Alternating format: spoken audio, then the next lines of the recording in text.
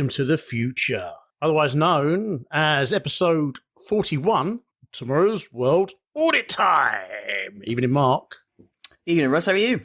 Oh, lovely, Mark. Yeah, absolutely. Getting very excited, Mark. Yeah, I'm sure you are as well, aren't you? Lots of happening in the world of politics, isn't there? Oh, yeah. I genuinely, for a second there, even though I knew what the handle of this episode was, I had no idea what you were talking about. Yes, Russell. Well, I wouldn't be getting excited about either the Olympics or the Euros, would I? So, I mean, there's a... Yeah, but I am, though. Yes, yeah. God, Barbie, you must be absolutely foaming with excitement, Mark. It's a triple threat of things that you love, all coinciding with each other. I'm fizzy, Russ. I'm just pure fizzy. Yeah, no, I love it. I love an election. I love the Euros. I love the Olympics. What's not to love? In what order? In what order would you say? Oh, gosh. Election top, because they don't happen as often as the other two. And then this year, the Euros, because I'm going to Germany to watch some games. Ooh, and then the wunderbar. Olympics. Though I am going to France as well to watch an Olympic game thing. So actually, maybe, yeah, no, definitely. Euros above the Olympics this year. But yeah, election, top of the shop. Absolutely brilliant. It's slightly more consequential. Who do you think's going to win, Mark? Who do I think's going to win? Wow, what a great question. Do you know what? We're recording on the 13th of June. So, I mean, who knows? I mean, Keir Starmer could crash the Labour bus into an orphanage, burn it down to hide all the bodies while it's being broadcast on BBC One, and I still think Labour will win. So that might happen tomorrow, but you know, I have a sneaky suspicion Labour might sneak this one. Might just squeeze it past the finish line. And because we'll come out to election, we thought, well, let's do an episode of Tomorrow's World that was, close to the previous election. And in fact, the last ever sort of election that was around, that happened when Tomorrow's World was still around, was the 2001 general election, which I believe was something of a landslide as well itself, wasn't it? Was it the quiet landslide or something like that they called it, did they? Something like that, yeah. Basically, it was just a cut and paste of 97, yeah, but without all the excitement. Yeah. So, I mean, yeah, I guess that's what Keir Starmer's got to beat, isn't he?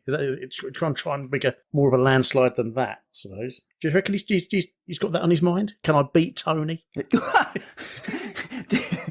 I doubt it. No? I doubt it. I think he'd like it, though. Oh, he would, wouldn't he? He'd like it. Yeah, he'd like it. But I doubt that that's the forefront of his mind at the moment. Yes, I very much suspect he is probably looking at the job he's about to do and sweating bullets. Yes. And also, I think he's very aware of the fact that the confidence at which I project into the future and see a Labour victory is not based on an overwhelming desire for what Labour are offering, but an absolute repudiation of what we have enjoyed over the last 14 years. So, yeah, it's interesting. And that's the weird thing, is like all these polls that are coming out that are talking about a landslide, the likes of which you and I would never imagine, that are beyond 97. And yet the atmosphere in the country is so completely different. It's like, it just feels discordant. Like there is a disconnect between what we're being told through the psephology and what we're feeling. It's very odd. It's just it's a peculiar state of play. It reminds me more of 2001 than it does 97, though, in that respect, in that people kind of forlornly marched to the polling booth to continue to reject the Tories and vote in Labour in a far less enthusiastic way. And yet the result was almost identical. Yes, yeah. Well, obviously the general election in 2001 was actually on the 7th of June, Mark. But there was actually an episode closer to this. It was on the 6th of June. But I checked that out, and that was some sort of weird mountaineering special with Sophie Rayworth in it. Gosh. Wow. And obviously, we only do specials on multiples of 5, Mark. Yeah. So I've skipped forward a week to the 13th of June 2001 for a regular episode, and I only realised that we're recording on the 13th of June today, which is I like it when that happens. It's coincidence. Yeah. But yeah, so this is a fairly regular episode of Philippa Forrester, Peter Snow. So at the end of the Philippa Forrester, Peter Snow years. But regarding the 2001 election, Mark, do you have any fond memories of that? I do, and I know I've put this on record before, but I definitely have an unusual passion for politics and elections that kind of sets me apart from a lot of people my age. The fact that, it kicked in when I was about 10 or 11 makes it even worse. So I do remember the 2001 well, not least because it was the first one I voted in. First one you and I both voted in. I can't remember that. Happened to us. I mean, I must have voted. Well, no. I have no memory. Well, you're normal. I have no memory of where or when I did it. Well, I suspect it was either in Sheffield or in West Kent. Yeah, no. So like, I was racking my brain to think of what did I remember? Because and actually, the star in my heart, the little star of the whole 2001 election was, of course, it was William Hague. It was William Hague.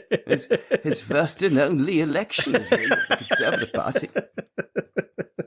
And once you start thinking about William Hague, there's lots of things come back. We've only got 7 days to save the pound.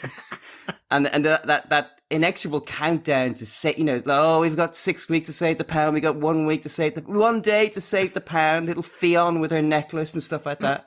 And then, of course, I was thinking more, and I remember like the Labour Party was so desperate to get people to go out and vote because everyone knew it was in the bag for them that they tried to scare us. And I remember the poster of the face of William Hague with the hair of Margaret Thatcher with the threat that, oh my God, if you don't vote for us, you're letting Thatcher back in. And I also remembered, and this is probably less familiar to people, there was a huge scandal after the election when it turned out that William Hague's spin doctor, Amanda Platel, had been secretly recording video diaries for Channel 4. And I think she'd lost a job for that. And of course, it turns out she was a swivel-eyed loon anyway. But of course, I mean, all that really pales into the shadows when confronted with the one thing we all remember from the 2001 election, whether you know the year or not, Russell. All you'll remember is that John Prescott punched a bemulleted, egg-throwing twat, and everything else is just in the history books. From 2 jags to 2 jabs, I believe they was the. That was it. 2 jabs, yeah. And I remember when I heard the news. This is before kind of social media. This is before really the internet was like in your pocket. And I remember just this rumor going round. And it was just, oh my God, is this it? Is the election over? Has he just, and then it was weird. It's when everyone finally tuned into the news. And I think BBC News 24 was on at that point. When you finally saw the images, I think everyone had the same feeling I must have done. It's oh, that guy deserved it. That was it. It was once you saw it, it was oh, he didn't punch a voter. He punched a twat. Yeah. But this makes me wonder if Nigel Farage just punched whoever threw a milkshake at him, would this public reaction be the same? I don't know. Probably not.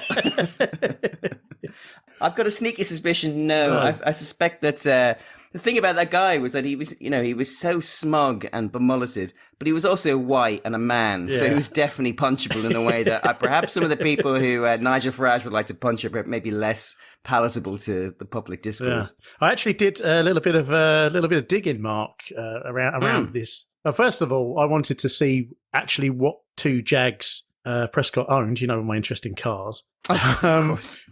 That would never have crossed my mind to even look that up. I discovered that Prescott has owned dozens of Jags. I can't believe how many Jags he's owned. It's like if you type in John Prescott Jaguar, the Google image search just comes up with a fleet of different Jags. It's just that he seems to have only ever owned two at a time. So I'm not entirely sure what Jags he was driving at that particular time, but it seems like he really lent into the 2 Jags thing because he was driving 2 Jags up until something like 2016 when he finally sold them for environmental reasons. But then I also thought, I wonder what happened to the bemulleted egg thrower. I feel like I remember him turning up as a local candidate in Wales for the Tory party, something stupid. I remember he tried to claim he was some kind of victim. He wasn't. He was a fucking twat. Sorry. Well, Craig Evans, for that was his name. Oh, that was it. Yeah. I did indeed. I don't know to track him down actually. And if you look at the first picture on the bottom of our document. Oh, what did you think that was? That man holding with the giant fish. A fish. That is Craig Evans these days. He now is a now fly fishing instructor. Presumably, I don't know whether throwing eggs, aids fly casting. Oh, yeah. But he's based in Lyn Clywydog, which is a reservoir in North Wales. So he teaches people how to fly fish on that reservoir. He claims that the fishing world has taken him to Norway, Alaska, Argentina, and all of the home nations. If you want fishing lessons from him, Mark, 1-day course will cost you £120. Or a 2-day course on the River Wye would be £220. including a buffet lunch with tea and coffee included as well. That's a lot of money, isn't it? Is it? I suppose he is a celebrity. to learn how to fly fish from a celebrity? Well, I was about to say, he is a celebrity, though, so you are right. You definitely have to pay. Tell you what, he looks better, doesn't he? He looks better than he did. He's trimmed the mullet, isn't he? Well, I mean, that always helps. Yeah. There's no mention of Prescott on his website, though. But I thought it'd be quite funny if you were like making some sort of TV show, the kind of which I don't make anymore, would be to book fly fishing lessons from him under an assumed name, and then send John Prescott to take the lessons and then record his response with hilarious consequences. And it'd be a good sort of hidden camera prank, the sort of late 90s style, from punch to perch. Yeah. So that's what Craig Evans is up to. Yeah, very good. Yeah, but onto this episode, Mark. I've just realised that because obviously when I put together these podcast episodes, because I have no musical talent of my own, I just used the theme tune from whatever episode we are watching. Yeah. And I thought I had got all of them in the bag, and so I wouldn't need to make any more of these intro sequences until this turned up, and it turned out that we've discovered a completely unknown music and title sequence. So shall we crack into it, Mark? Oh, please, Russ, it's well worth cracking into. Let's go.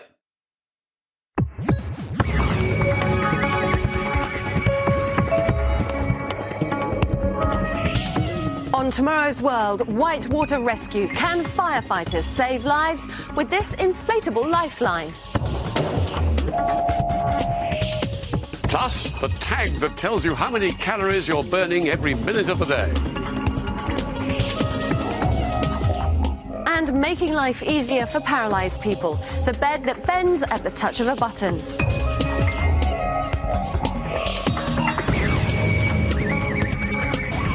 Now, Mark, I'm already concerned that at least half of our listeners have switched off. because they've just heard that. Part of the course, isn't it? It's awful, isn't it? That's not just the worst. That's not just the worst Tomorrow's World theme tune. That's just one of the worst theme tunes I've ever heard. It's so boring and uninspired, and seems to have no connection to anything. That, like, I actually even how long was it? 20 seconds. I just started thinking about completely different things halfway through, and then the weird thing is I don't even know what I was thinking about, but it was not this episode or that theme tune. I find out it's quite really discordant as well to me. It doesn't sound like any of it's sort of connected. Any of the instruments are connected to each other in any way or playing the same tune. No. The thing it reminded me of was that jam session, the online jam session we had a few episodes ago, where people were just just playing their own tune and not really listening to each other. Yeah. So I was astonished. Ooh, so maybe actually it's probably quite a good theme tune for the now times. I was astonished to discover, because they put who made the theme tune in the end credits, Mark. Oh. And it was Talvin Singh. Have you heard of Talvin Singh? I have heard of Talvin Singh, yes. Yeah, Talvin Singh OBE. Yes. Born in Leytonstone, 1970, a tabla player, tabla being those pair of drums. He has an incredibly sort of high-profile background, so I don't know what's going on here. He came to prominence playing on a Susie and the Banshees track in 1991. I didn't know Susie and the Banshees were all still going in 1991, to be honest. But it's called Kiss Them For Me. It's their biggest American hit, apparently. Did I know that one? He then played on Bjork's debut album, which was called... Wow. What was her debut album called? It was Debut. Yes, it was. Well done. Yeah, I've got it. Yeah, it's a brilliant album. Yeah. I love it, yeah. I didn't know that. Yeah. He then released his own album in 1998 called OK, which won the Mercury Music Prize in 1999. Oh, wow. He's worked with The Future Sound of London, Duran Duran, Madonna, Richard Ashcroft, and Blondie. And he did some of the music on the Vic and Bob version of Randall and Hopkirk Deceased, which is obviously... Oh, okay. So I presume it wouldn't be cheap then either, with that kind of... No, he's laughing all the way to the CV. bank. That's what he's doing, Russ. So because the BBC just gone up to him and gone, can you do a theme tune for us? And he's gone, oh, what old rubbish have I got in there, back, Yeah. It's probably the sound of him trying to rumble through his back catalogue, isn't it? It's astonishingly poor effort. Can't believe it. I'm outraged. Well, fair play to him. I'm delighted for him. Grab your bag, Talvin. Well done. But it's really poor. To be honest, I was mostly surprised that it's like a secret theme tune that we never heard. Like, and to the best of our knowledge, we're the first people to ever hear this theme tune. Yeah. Write in and correct us, you liars. But it's really wretched. I can't wait to find out how long it lasted for. And, when it came in, and when it goes, you don't have to research that, because obviously we'll discover it just through organically auditing every goddamn episode of this bloody show. Yeah. I mean, the only positive from this, Mark, comes from this is that obviously with a new theme tune, of course, it comes you can imagine my delight. Inevitably, a new title sequence. I'd say within a quarter of a second, my heart had cracked in two when I realised I'd have to do another one of these bloody lists. Shall I just lean into it? Yes. Shall I lean into the... Yeah. So, it's another kind of dreadful early 2000s CGI fest. Not from Tomorrow's World, well, yeah, I suppose from Tomorrow's World, but just like everything that was around that time, always had this kind of crap. We do start off with the Space Baby that we've enjoyed, and they got a lot of mileage out of that Space Baby. They really did, didn't they? Yeah, I mean, it's probably enough to put them through uni, I suppose. But this time it's heavily filtered, as in Instagram filter passes, right? We zoom out of the Space Baby and we find out that the Space Baby is in a kind of a small cube that itself is in a giant white void with kind of hints of other flat screens and cubes containing other images that we can't quite make out. The camera, I assure you, Russell, will be constantly moving. It will be zipping around this horrible void, landing on some of the other screens and cubes to allow us just to kind of see inside them and get a sense of what's going on. The first one we see is a poorly rendered Mars rover. And we kind of zip in, so the camera slows. As the camera moves past us, it pans, and we watch the rover. The next cube, we zip away again. The next cube, we slow down to see it's kind of a pearly rendered submarine with, to be fair, quite a cute little light beam sticking out the front of it. It looks quite adorable there. We then crash zoom into another cube, which is when we start seeing teasers of what's coming up in the episode. This first time Philippa is telling us about the fire brigade hoping to save people from rivers. That's a spoiler alert. As we pull out that cube, we crash zoom into another one, and we learn that a tag will tell us how many calories we're burning every minute of the day. Is that a spoiler alert? Leaving that cube, we crash into another to learn that we'll be learning all about bendy beds and how they'll improve the lives of paralyzed people, which is another spoiler. And then finally, we leave that cube and we arrive back at the Space Baby as the show's logo comes up, which I think is the same font as the previous era. And all the time that the camera's been moving around in this white void, we've seen kind of random shapes of various different colors in and around the distance, kind of either out of focus, which initially, they're never explained. Initially, I kind of thought were abstract things. And as the show goes on, you learn it is actually elements of the set, which is about the only good thing about this, where they've tied the set, which is awful, into the opening credits, which are awful. But at least they're thematically consistent. Yeah, the set is strange, isn't it? It's obviously the previous set was the gantry set, which was kind of quite cluttered. This, I think they've tried to go for a cleaner look, but it's still full of random stuff that's not, there's no reason for it to be there. It definitely feels like a step back. I mean, every time now we're now in the era where it feels like every choice makes things worse. Yes. So that's fun. So everyone, you can look forward to this Audit episode. That's the 21st century in a nutshell, though, isn't it, really? Oh, yeah. Bloody hell. We might as well just get on to the next segment, Mark. Let's do it, Russ. Hello, welcome to the future, and whitewater alert. Now that the hot days are here, lots of us are drawn to spend time near water, the sea, rivers or canals. Gorgeous as these places are, they can be dangerous, especially to children. It's all too easy to find yourself falling into the water and unable to get out. The combination of current and cold water mean you could have just minutes to live. I joined the firefighters who are using a new device for river rescues. It's incredibly simple, but it could mean the difference between life and death.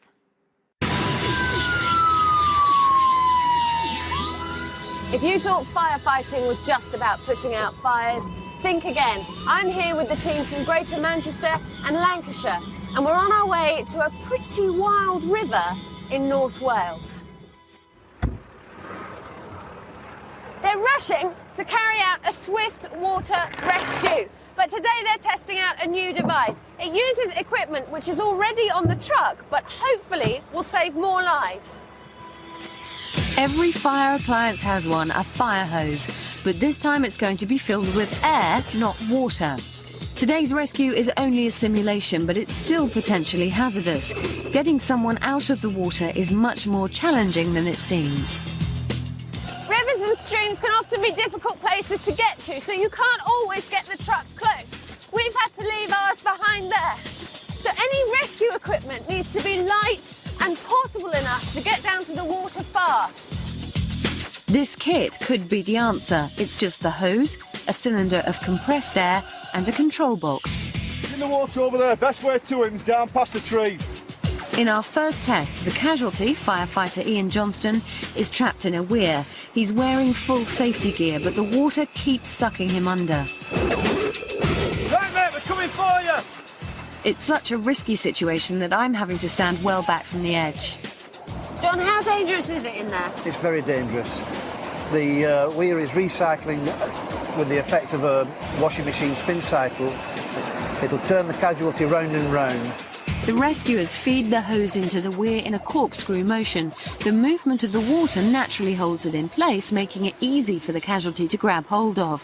5 minutes after the team arriving at the river, Ian is back on dry land. Well done.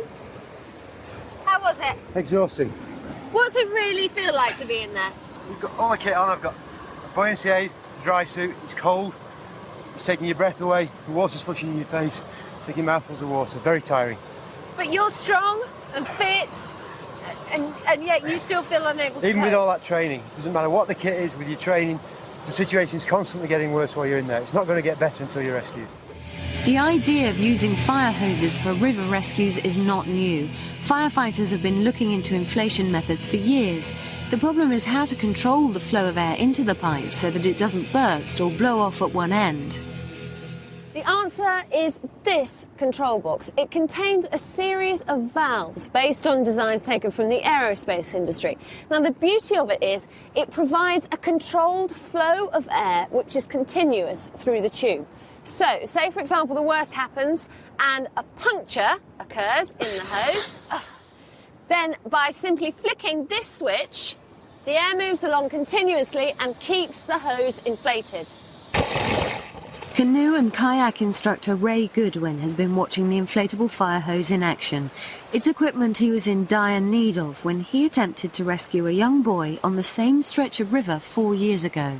There was a call, there's a kid in the river, there's a kid in the river. And just for that first moment, I froze. And somebody said, "Go, Ray," and I started running. If you wanted to design a weir to kill somebody, this was it. Using a garden hose tied around his waist and secured to the bank, Ray dived in. He got hold of the boy, but the force of the water nearly killed them both. The lad was pulled away from me. I only had one hand on him now, and he's at full arm stretch. And I remember looking through the bubbles at this kid. I was out of breath pretty well. Fortunately, at that moment, they pulled me into the eddy, and, you know, we bobbed to the surface. Thanks to Ray, the boy survived, but around 370 people die in Britain's inland water every year. Now, we've seen the hose work successfully so far. Time for the ultimate test, whitewater rapids. There are over 10 tonnes of water per second tumbling over these rocks. And that's exactly what Ian's willing to face in our second demonstration. For safety, he's wearing a dry suit and helmet, which should help protect him. But the power of the water means it's still a risky endeavour. Ian enters the water further upstream. In a real-life rescue, the first thing firefighters would do is throw the casualty lifelines. But when someone is cold and tired, catching a line is nearly impossible. This is where the inflatable fire hose comes into its own. The rescuers are going to use it as a barrier across the river. They secure it to a bridge and get ready to lower it.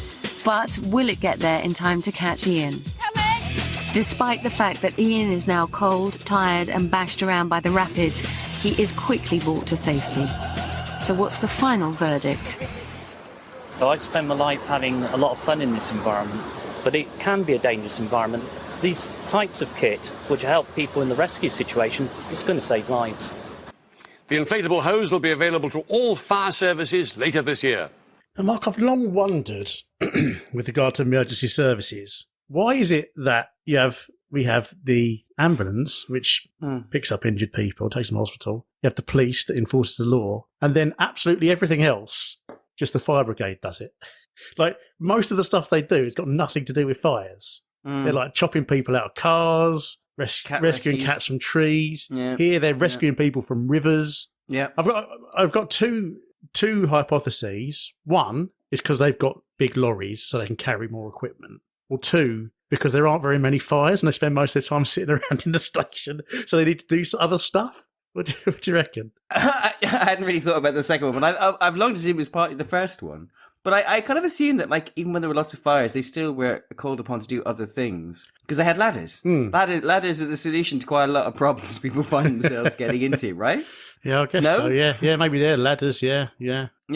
And it kind of dawned on me, it's like, but it's even like, you're right, we have the 3 different emergency services. Well, we have more than 3, but the 3 main ones. But then if you go to America, I think quite a lot of fire departments are responsible for ambulances as well. Oh, really? Yeah, and absolutely. Like I think the ambulance. Oh, you can correct me if I'm wrong, but like the ambulance service in New York is the fire department in New York. They run the fire brigade and they run the ambulances. Oh, I didn't know that. I saw an astonishing video the other day of them saying that, in Britain we don't have fire hydrants in the same way that Americans have them. So Americans have them sat on the streets, obviously the famous fire hydrants that kids always break open and play dogs in. Piss next to. Yes. We don't. We just have those yellow signs that say that there's a fire hydrant under the ground nearby. Yeah. I didn't realise that not all of them have a manhole cover over them. Some of them are underneath the tarmac. And I didn't know that. So I saw a time-lapse video of a house or some building on fire, a fireman running over to where the fire hydrant sign was with like a pickaxe and chipping through the tarmac. Really? Yeah. To find the bit to connect the hoses to, and then connecting the hoses to it, and then going to put the fire out the fire. I had no idea that was something that they did. I had no idea either. I was just seeing there was like a little square thing that you lift up and no. Plug it in. Some of them just buried under the tarmac. Astonishing stuff. I suppose it's testament to how little fires there are that they hadn't been dug up before. It's not exactly help. It's not helping the sort of speed at which they can put out the fire, though, is it? If you've got to dig through tarmac by hand to find the water, it seems rather inefficient. Yes, but yeah, I mean, this is one of those things where I think it's quite a. I think that invention. That's quite a pretty good idea. That I'm surprised I've not thought about it before, and I also wish that they had not filmed this segment like this. Ugh. Can't ask for it to have been filmed in a different era altogether, can you? Unfortunately, it's awful. It's so painful to watch. I can see what they're trying to do. They're trying to give it sort of a sense of urgency. They're doing the kind of 999 reenactment kind of, adventure directing. Where like it's all kind of hectic and chaotic, but it's painful. It's kind of like Taken 2, isn't it? Like there's lots of like quick cuts, the camera moving around very quickly. You sort of try and disorientate you. They do it a lot all the way through the piece. They do it for every part of it. Not just the bits where they're trying to reenact like what it's like to be caught in, an eddy or whatever. Yeah. So it's actually quite unpleasant to watch. Yeah, it's nauseating. Yeah. Apart from when Philippa's on screen, of course. Of course, Russell. The camera is locked on her, laser-like. Yeah, and again, a bit like you, it's like it's a really simple idea, and I was like, it's quite good. I suppose it's quite nice that they're using a piece of equipment that they already have to do something new. Yeah, that's good. Yeah, that's efficient. That's effective.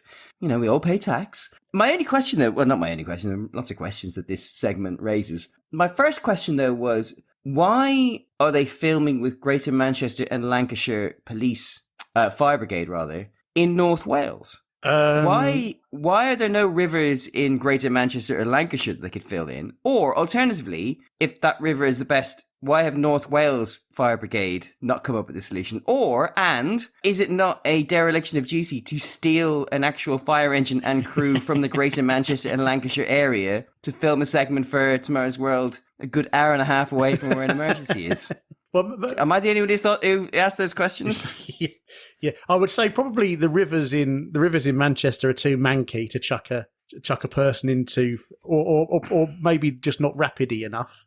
Rapidy enough, yeah, that could be true. And presumably, and also, I mean, my understanding that the only fireman in Wales is Fireman Sam. Of course, yeah. And I know he's always on the scene, but he is always on the scene with his engine bright and clean. But clean, yeah. But possibly he was too busy putting out the fires in Pontypandy to make it up there on the day. You're right, Russ. I should have. Can you edit this out? I've embarrassed myself.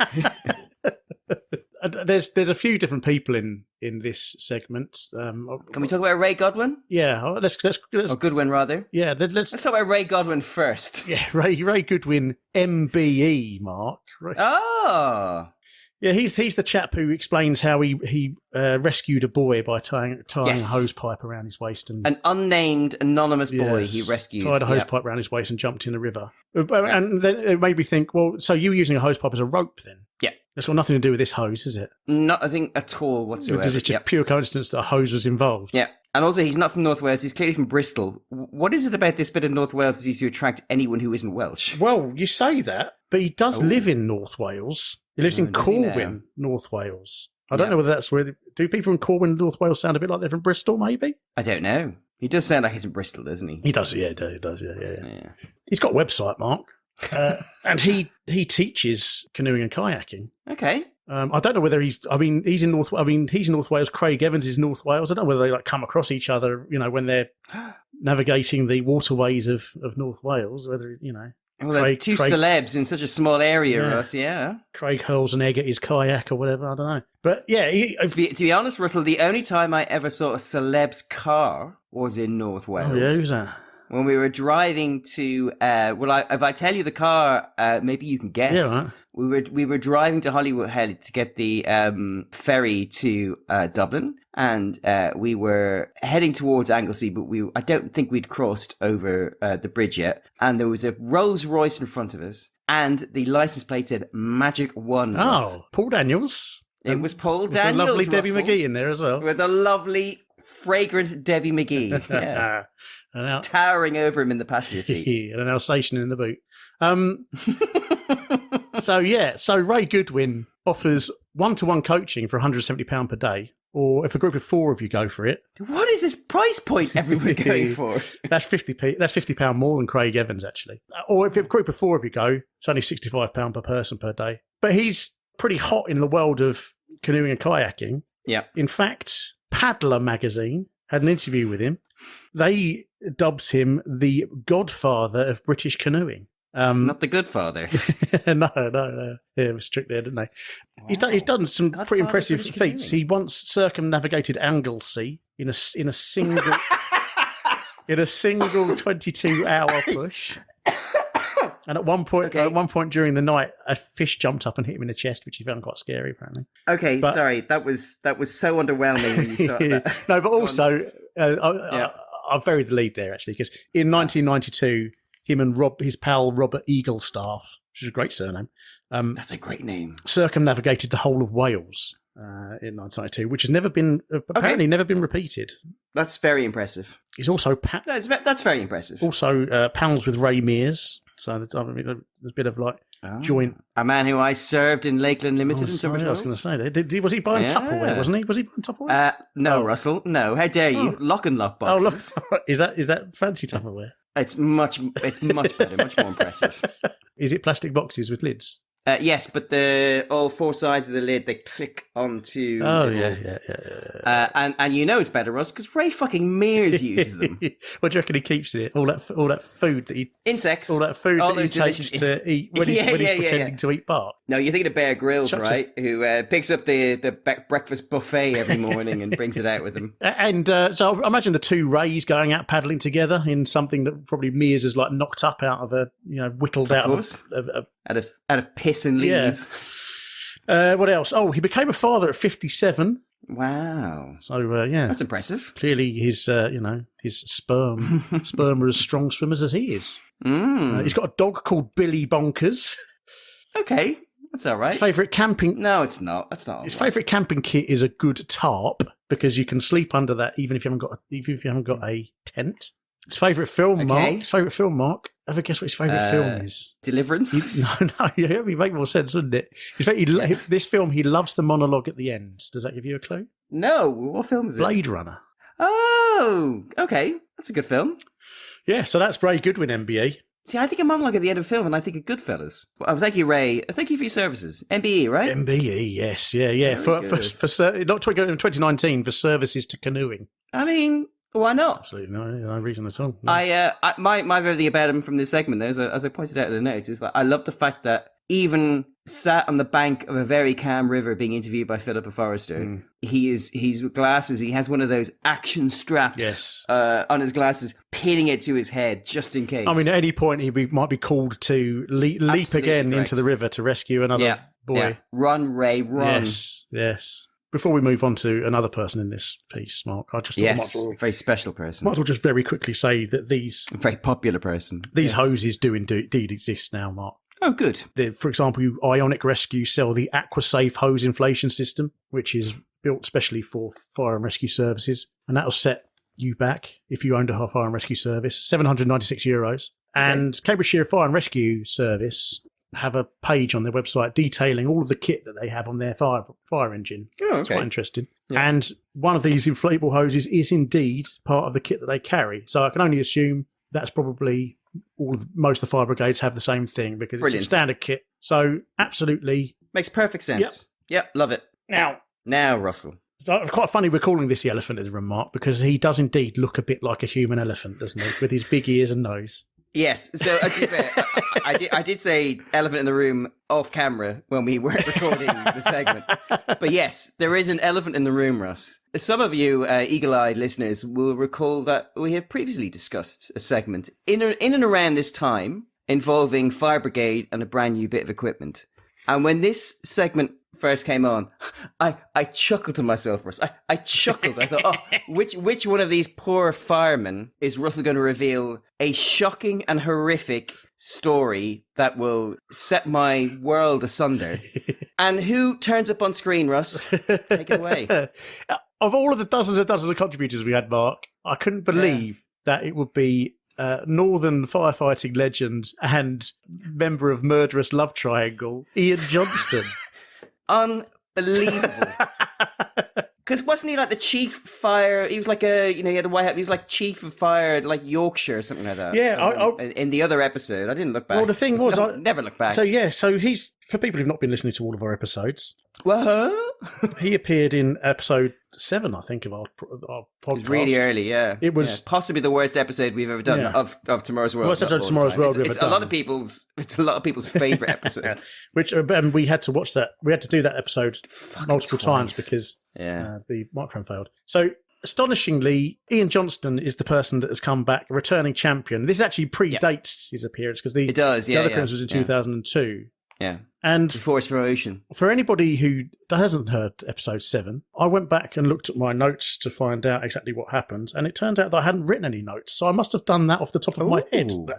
Off your Chrome. So I don't know, my memory has failed so much in the beginning 2 years or so. So I've looked back, I reacquainted myself with Ian Johnston, so I will just quickly give you a précis of what happened. Yes. So just to clarify, he's the guy who, during both examples of the hose being used, he's the one in the water playing the victim. Yes, brave, selflessly chucks himself in the weir. Absolutely. To be rescued. Clearly likes attention. So Ian Johnston was the partner of a woman called Sadie Hartley, successful businesswoman, and then Ian had a side job working at a indoor ski slope, whereupon he met a younger woman called Sarah Williams. And they embarked upon an affair, Mark. Disgusting behaviour. I don't like it, Russ. Yeah. I assume this is where this story ends because it's bad enough. And then one day, Ian popped off on a skiing holiday, leaving his wife at home. And this Sarah Williams woman turned up with her friend, Katrina Walsh,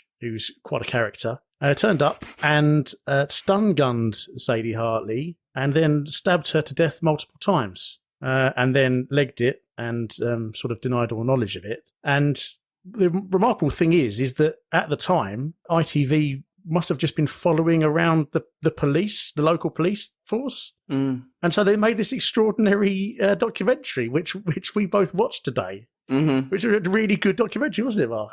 Yeah, it was genuinely good. Yeah, very impressive. It's called. I think it's called The Murder of Sadie Hartley. I recommend it. It's on YouTube for free. But Ian Johnson doesn't feature too much in that. I presume he's mentioned. I don't think we ever see him. You see photographs of him, and then you see him walking up the steps to court at the end. That's true. But he's not interviewed or anything like that. You don't really know what his involvement is in it from that documentary. But if you read around the subject, he doesn't really come away from it much of a hero. He's certainly not heroic in the manner of his firefighting exploits, I don't think, Mark.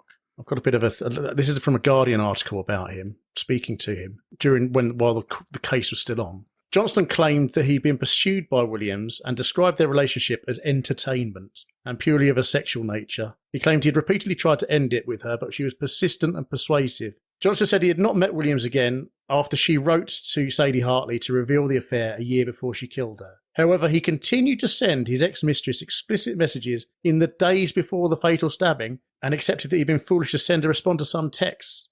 How I wish I'd never ever met her, said Johnson. I didn't for 1 minute feel or have an inkling that any of this was being planned. And even if I had, I'd been assured by the police there was nothing I could do to stop this. Although when I was watching this thing, I was thinking it's very convenient that he went away on holiday without his wife, isn't it? Funny enough, I was thinking exactly the same thing.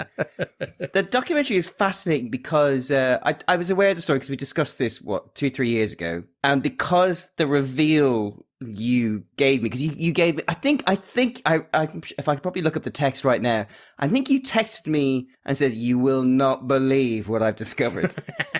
Because this is an episode we were pure hating on. So the fact that you discovered anything, I was like, oh, that'll be interesting. And so I was blown away when you told the story. And actually, my memory is that you did do it justice in terms of like the absolute madness of it all. This documentary is absolutely fascinating because Ian Johnson, as you say, he's no hero. No. And he's no victim, but he's not responsible for the murder. Because what is absolutely fascinating is that this relationship between Sarah Williams and they keep referring to as Kit, it was a Katerina, whatever. Katrina Walsh. Katrina Walsh is like almost a dictionary definition of, is a folie à deux. One is a psychopath and the other is one of the weirdest single real people I've ever seen. Yeah. In both appearance and behaviour. Unreal. Munchausen kind of sufferer. It's like they somehow found each other and entered this kind of weird intimate relationship, platonic intimate relationship where like they were both individual insanity was feeding off the other person's insanity. And I'm no psychologist, and it was just based on this 1 hour documentary we watched today.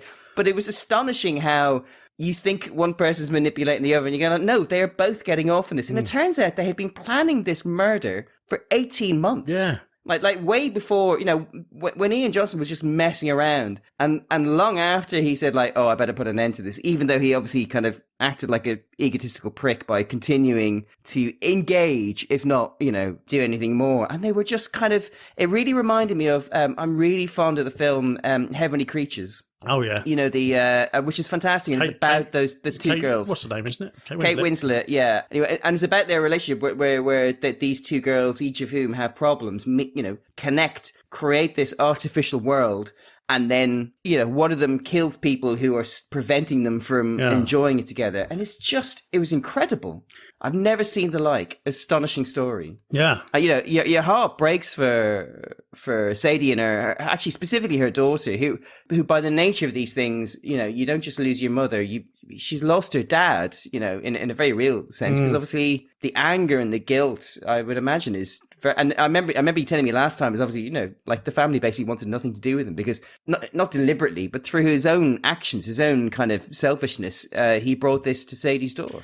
Well, yeah, later on in the story, it says Johnston denied he was a villain whose dishonest actions led to his partner's death. But during the 7-week trial, explicit details of Johnston's affair with the killer of his partner were laid bare. Only hours after Hartley's murder, he told her business partner, Julie Taylor, "I'm homeless now, He also asked whether Hartley had altered her will. Oh my God, callous. Yeah.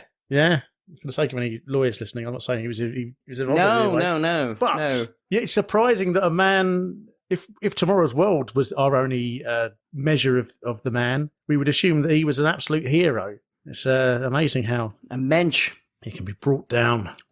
Honestly, what are the chances his of him base turning up? impulses, Mark? Oh, his base impulses, Russ. Yeah, maybe he thought, you know what? I've saved so many people. You know, Papa's got to turn now. Yeah, I want a little something. Yeah. I want to. There's a lesson there. There's a lesson there. I want to inflate my hose. Yeah, exactly. Yeah, lesson being: don't save people, don't get a needle. Right. Next. Oh, talking of egos. Ugh. Calorie counting can become an obsession.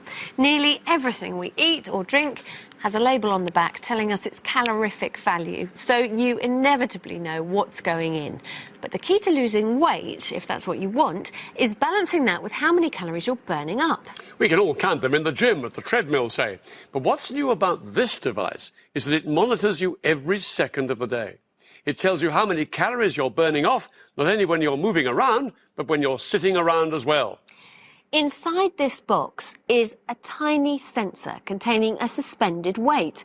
When you move, it moves. Measurements are then recorded every 10th of a second, with the information going to a tiny onboard microprocessor. It records how much you move and for how long a time, calculating the calories you burn up.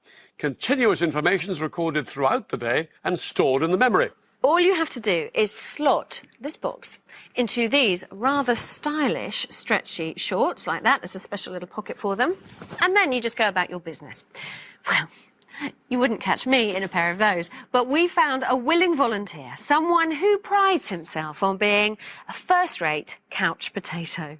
Wakey, wakey, rise and shine, folks. It is a lovely day outside. I've got to say, I'm feeling a bit weird, a bit wired up this morning. I'm a bit of a guinea pig for science. The BBC show Tomorrow's World is filming me wearing a little piece of equipment on my leg. I'm just putting it into the shorts now. Might have a bit of a dance around now. DJ Jono Coleman presents his breakfast show on his backside. All 3 hours of it. Doesn't look too energetic, but maybe he's burning more calories than he realises. Hey, but now a burst of activity. He walks to a cab. So wave your hands if you're not with a man. Can I kick it? Yes, you can. I got the gift, gonna stick it in the goal. It's Time to top up his calorie intake. I don't wanna ride, DJ. Will this supermarket dash be his biggest workout of the day?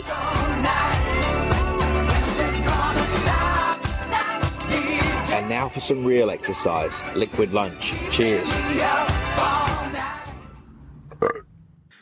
But does he know how many calories are in that liquid lunch? Do you? Well, I think it's probably a bit calorific, isn't it? But I had to have something after all that running around at the supermarket and sitting in the cab. No excuse. No excuse. Sorry, please, Philippa. Please, no excuse. Mother. Here is the box that will reveal once and for all whether Still working. See, I didn't sit on it, so it's not flat. whether you are a couch potato. I think I am, okay. yes. And here's one of the inventors come to join us, Dougie, all the way from Scotland, to reveal what happened to Jono's calories. Don't tell us the truth, Dougie. Well, we met you at about 6:05, just after the start of your breakfast show. That's the start of the grow-up. And there you were sitting around for a good 3 hours. Doing a radio show, entertaining the people of London, if you don't mind. I wasn't just sitting around. Just the back of 9, we got you up and out. Yeah. Down the Oh, stairs. look, a huge burst of activity That's here. in the supermarket, isn't it, Dougie? This is you running up and down the aisles, isn't it? They had a carrot and they were saying chocolate at the end if you keep running, Jono. I thought it was lager. Well, that was very useful. All told, though, in the morning, how many calories did he burn off? Oh, what's the bad news, Dougie? 570, John. 570? Triple figures. I'm sure. I know I was going for No, this is really bad news. Do you know how many calories are in that pint? about 50 or 60. 250. Right. So the key, though, is really, has wearing this and the results, have they changed you? It shocked me, and I think you and I will be at the gym tomorrow morning, bright-eyed and bushy-tailed. I don't need to go to the gym. All right, just me at the gym on my own. Bright-eyed and bushy-tailed. Yes. Jono, thank you very much for being our guinea pig. Thank you, and thank you, Dougie. Thank you, Jono. Thanks, Dougie. See you next millennium. Jono Coleman, Mark. Jono Coleman. Do you think he's a worthwhile addition to the Tomorrow's World lineup? The Tomorrow's World firmament of stars, Russ. No, I doubt, Russell, as well you know.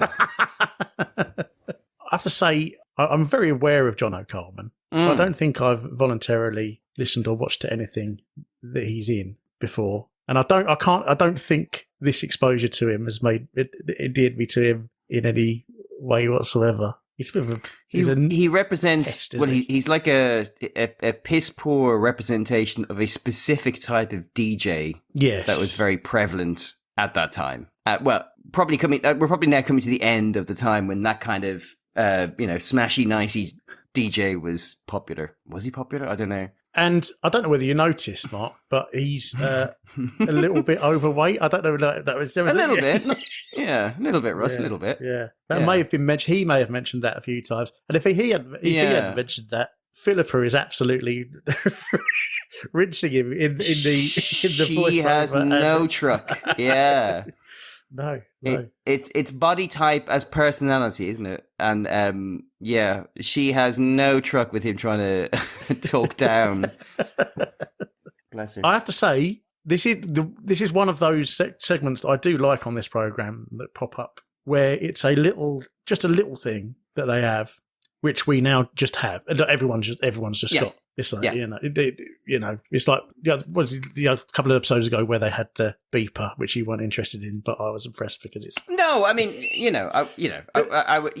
right. They're now everywhere. This is a similar thing. Basically, anybody that's got a smartphone has got one of these in their pocket, haven't they?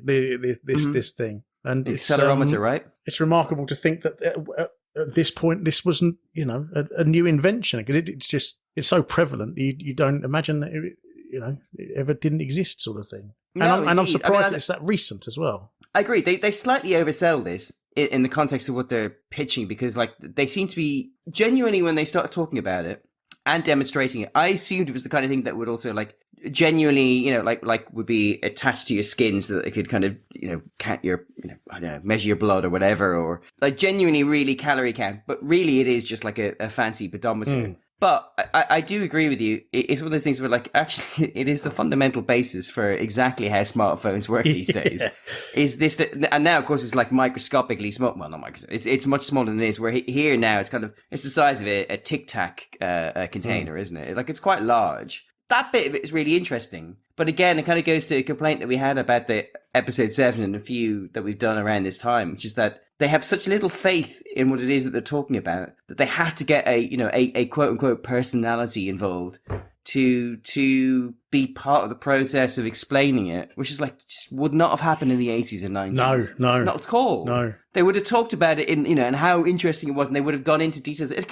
The segment I was thinking of was, you remember the Prince of Wales Innovation Awards segment, and it was the very similar bit of technology, sort of, kind of. It was the technology that stabilized lenses. Yes. Another thing. And it was yeah, and they did try and talk about how it was incredibly innovative because it might be used for lots of things. Actually, their ability to anticipate just how broadly impactful it would be was completely understandable. But obviously, you pointed out, it's in a lot of things now. This seems very similar to that, but they just do not lack the confidence in us, actually, as viewers, to give a shit. Yeah. So here's Jono Coleman from Heart FM to what? To debase himself? To walk around a supermarket. That's another thing that just... with comedic another music in thing the that just hit me this particular episode is that I think every single late era Tomorrow's World episode we've seen has involved somebody going to a supermarket. Yeah, it was only when you wrote it in the notes I thought, oh shit, you might be onto something there. That might have to be... We'd have to think about that. That might have to be a trope.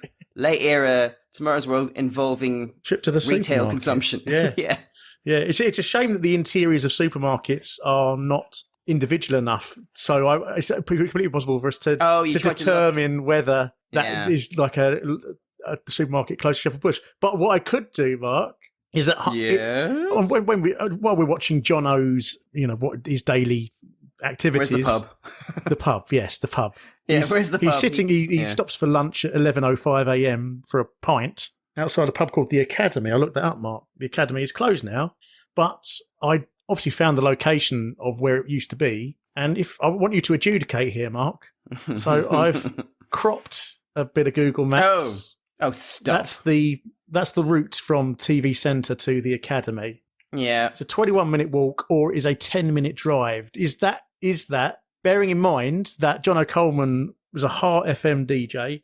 And Crystal's house is in town, and right? Obviously famously all those awful commercial radio stations are all based in Leicester Square. Heart Capital, Virgin, all of them. And that is an hour and a half's walk away, or a 35-minute cab journey. So it's certainly not local. I love that you're saying walk, like Jono Coleman is walking anywhere. So it's certainly not local to his radio station. No. It's significantly closer to TV Centre, Mark. So I just wondered whether that might influence your thoughts when we get to the tropes at the end. Obviously, we only adjudicate in the heat of the moment when the white heart of judgment falls upon us, Russ. The white light of judgment falls. I'll say two things. At the moment, I'm currently thinking two things. Yeah. One, they 100% dragged him to Shepherd's Bush to film at a Learish pub. Yeah. Or two, and I can only think of two possible solutions, they picked Jono Coleman because he happens to live in Shepherd's Bush.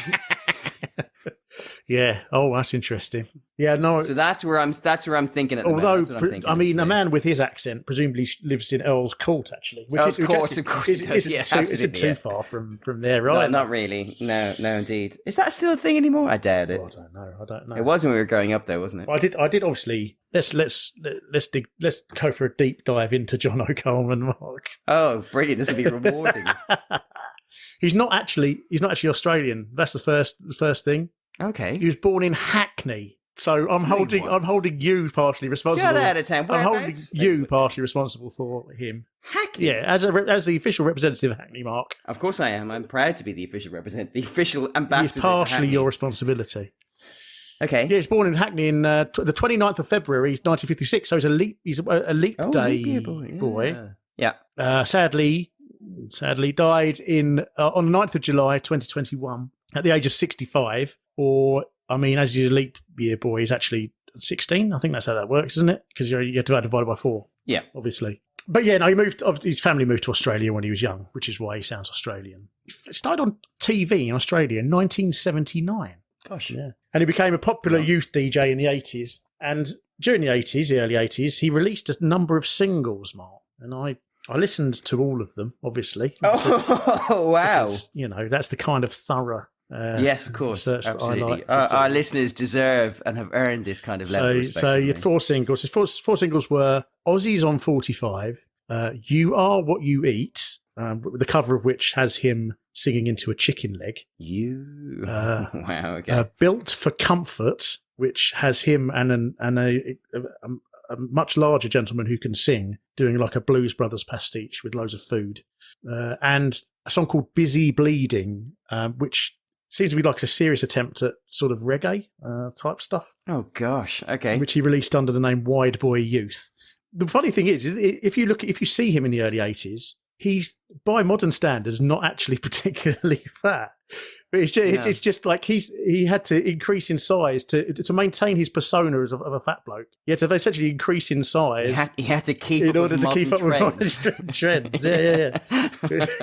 Anyway, out of those 4 singles, I think the one that is most worth a look is his first single, 1981, Aussies on 45. And I just think it really just captures the essence of Australia, I think, quite well. So I'm just going to play this for you, Mark. The latest Aussies on 45.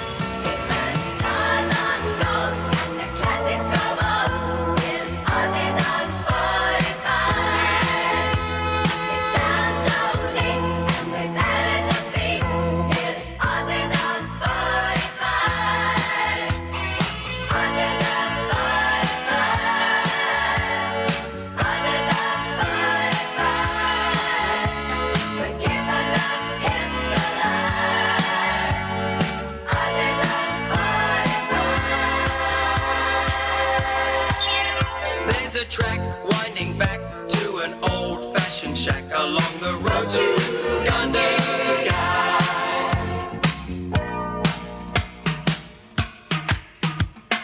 Once the jolly swagman camped by a billy bob under the shade of a coolibah tree, and he sang and he watched and waited for his billy boy. You'll come a waltzing Matilda with me. At that point, I turned it off. Oh, thank God! I've not actually listened any further than that. I couldn't bring myself. But for anybody who's just listening, the video starts with Jono on the toilet. Literal toilet. Yeah, we see him with his trousers around. Well, we just see his trousers around his ankles. No, we see his ankles under the door. And the shorts. Yeah. Yes, and then he emerges. Sings to us, holding a stuffed koala. all I could think of when I was watching that is that a friend of mine rather enjoys our work, Russell. Yeah. She happens to be Australian, Russ. And I bet she's proud. I bet she's proud of that. I can't imagine the shame. High culture, I believe they call that. In next time I see her, she's going to pretend she's never heard this song, and I'm going to pretend I believe her. Yeah, as opposed to the signed vinyl copy that she's got. Yeah, save that up, Sarah. That's awful. Yeah. It's actually awful. I don't know what I was expecting, but I wasn't expecting like a mega mix of, one-hit wonders from other bits of the world. Oh my God. I'll tell you what, Mark, when I'm putting this together, this episode, I will listen to the rest of that finally. And if there's any good bits, you're going to spice it in? I'll put them in at the end. I'll put them in at the end as little treats. Oh, yes, please. Yeah, then, as a real treat. And then if you don't want to hear them, you don't have to. No, that's good. Yeah, so anyway, he then released an album called Jonathan Coleman's Polka Project in 1984, which I've put the album cover of down there at the bottom. Yeah. It's got a lady flashing him and him pointing to the sky. It's nice, isn't it? And then he was also... I've seen this because Weird Al does polka. Oh, is that what it is? Oh, do you think he... Yeah, I assume so. Regarded himself as an original idea. The Australian Weird Al. The Weird Al of Australia, yeah. That would actually, Weird Al was obsessed with doing songs about fat people at the time, wasn't he? Because he did Eat It and Fat. Eat It, Fat, yeah. Although, funny, Weird Al isn't fat at all. Then he played Wolfgang Bavarian in the film Young Einstein. I was just... Yahoo series. Yeah, I was thinking of Yahoo series just now, yeah. Obviously...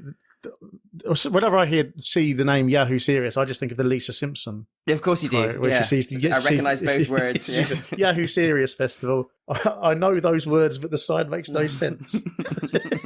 Yeah. I saw Young Einstein in the cinema. Oh, did you? I've never seen it. Yeah, I've never seen it, but I was obviously always in my mind get it confused with Young Frankenstein. I presume that's of course. I presume that's deliberate. Don't confuse them. No. Yes, yeah, of course it was deliberate. It's like, but I vividly, I remember going to the cinema seeing, and I remember enjoying it, but I was like 10, I'm sure, or something like that.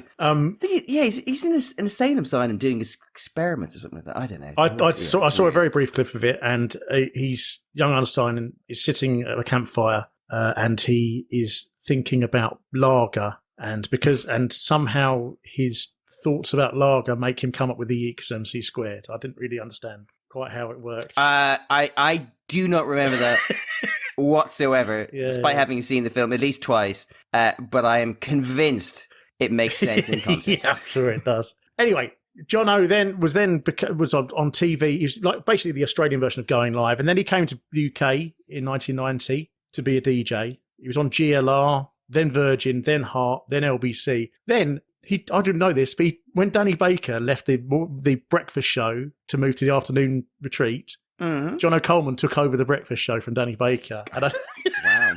What an astonishing they just gave up gear change of quality that would be. Imagine if you'd spent several years in the morning like going to work, listening to Danny Baker's morning show. Like you and me. and then like literally, like I handbrake turn, you're listening to Jono Coleman. When I used to commute to Westminster, I would have a little portable radio, and once you hit Orpington, you could tune into GLC. And I used to love that moment because then I could listen to Danny Baker for the next 45 minutes, maybe an hour as I arrived on the train and walked to Whitehall. Imagine how much more depressing your walk to work would have been if it was Jono Coleman coming in your ears. I think I left the civil service. Anyway, 2007, he returns to Australia to be with his dear old elderly mum, but carried on doing DJ and TV stuff over there. You know, none of which obviously we know about. Apart from he was as a cameoed in not EastEnders, Neighbours, the Australian EastEnders. Of course. He cameoed in Neighbours as one of the witnesses at Carl and Susan Kennedy's wedding. Oh, lovely. Then got suspended from Sunrise, the breakfast TV show over there, because he revealed the ending of Harry Potter and the Deathly Hallows live on air. Okay.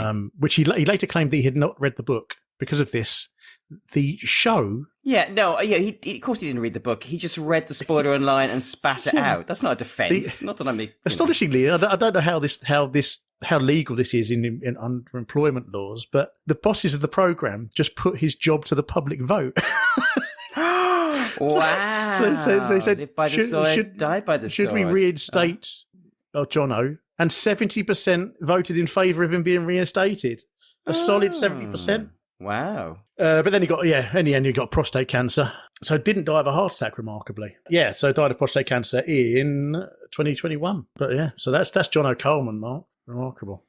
So onto this device. Yes. Oh, yes. Dougie Maxwell, for he is the inventor, turns up in a remarkably low cut shirt, looking a bit like reminded me of Freddie Starr. I don't know if you agree. A little bit, no? Yeah, I can see what you're saying. No, yeah. I was just flashing back because at the moment the only thing on the screen is a still image of Jono Coleman in a let's bring it back in a tank top. Let's bring it back to the screen. But yes, I buy that.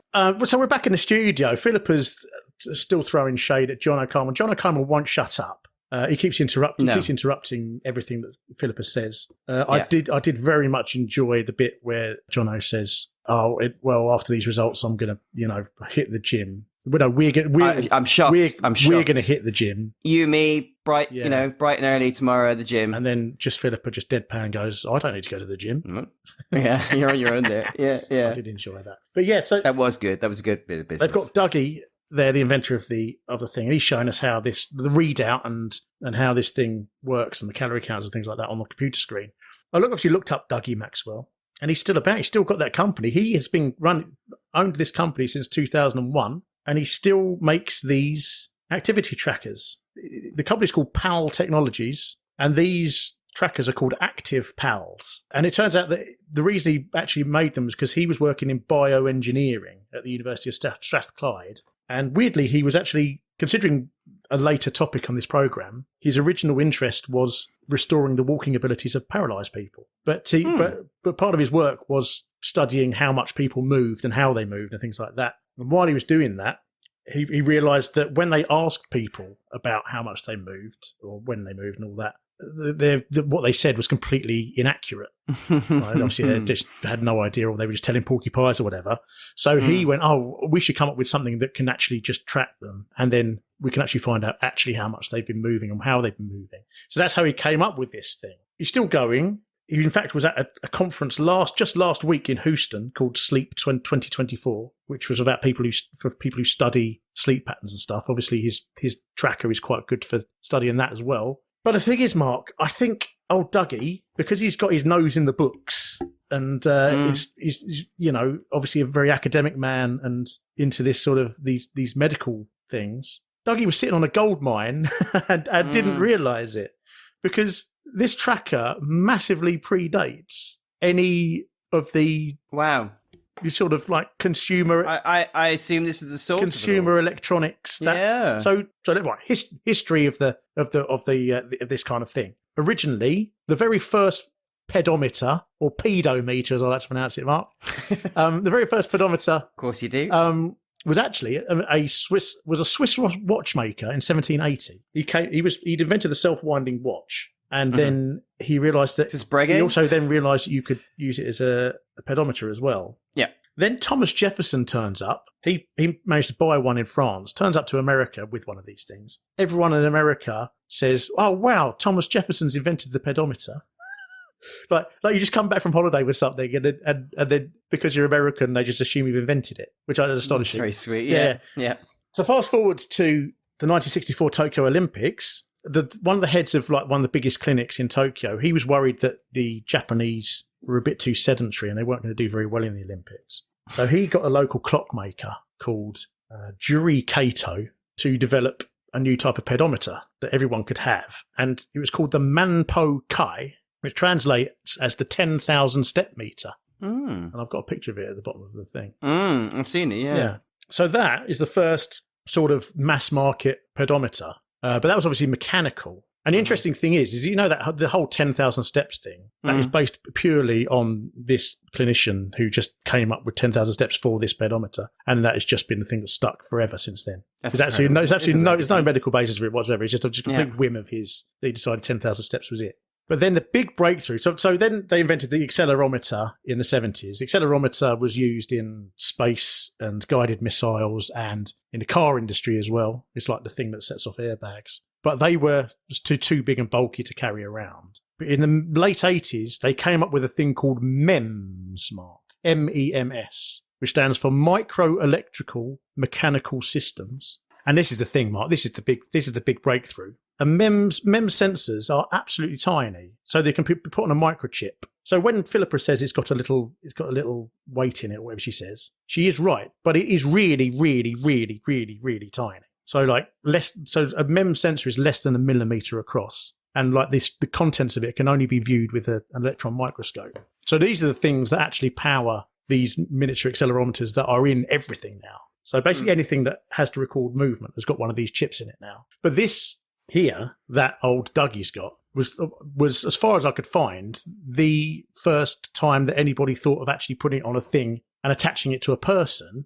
And the next time one crops up is in May 2006. Nokia released the 5500 Sport phone, which is the first bit of consumer electronics with one of these MEMS accelerometers in it. So Dougie's got a 5-year head start on this. And then obviously the Fitbit comes out in 2009. So he's got an 8-year head start on that. Dougie could have been a multi-millionaire, Mark. He's missed it. Dougie, if you're listening, you've missed out. I think he might be aware. Do you think? But it's nice of you to think that he might be listening and being, going, oh God, I didn't realise. I'll be honest with you, like, I'm slightly sorry to hear that, but at the same time, without spoiling anything, he's not the inventor on this show I hope managed to wet their beak. Oh yes, yeah. There's one a little bit later on who I hope actually managed to grab a bag. But there is a lovely history of the show of inventors who kind of come up with something and then are just absolutely determined to deliver on their specific focused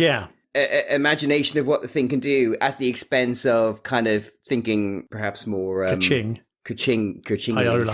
And there's a little picture of Dougie at the bottom. I don't know if you saw that, where he seems to have... which one is it? Is he the one with the certificate to the young lady? Yes, that's him. Yes. Oh, he's a very wide head. Yeah, he's definitely widened and shortened since appearing at Torres, doesn't he? He kind of looks like a Lord of the Rings character now. Yeah, he does. One of the dwarves, right? Or one of the dwarves when you see them like at the premiere. Yeah. Or that actor. Who's that actor? Yeah. Eddie Marsan. He looks like Eddie Marsan. Eddie Marsan, yeah. Oh, and that was one last thing, Mark. Between the last episode and this episode, I was obviously away for quite a while. You were. And one of those, at one point during that, I went on a very long walk with my friend Tim, who's an occasional listener. And obviously my phone was recording how many steps I was doing for this long walk. Do you want to guess how many steps I did on the first day of the walk, which was the longest day that we walked? Gosh. Wow. I was looking at my phone recently to find out what's the most steps I've done in a day where my phone is recording. I think it's just over 30,000. Or maybe it was 35. But you went on a walking holiday. Yeah. So initially my instinct was to say 45,000, but like it's got to be 50, right? 54,257. 54,000. That's incredible. That's 26.13 miles, 2,778 calories. Wow. We managed to replenish all of those calories. I was about to say, something tells me they weren't lost for long.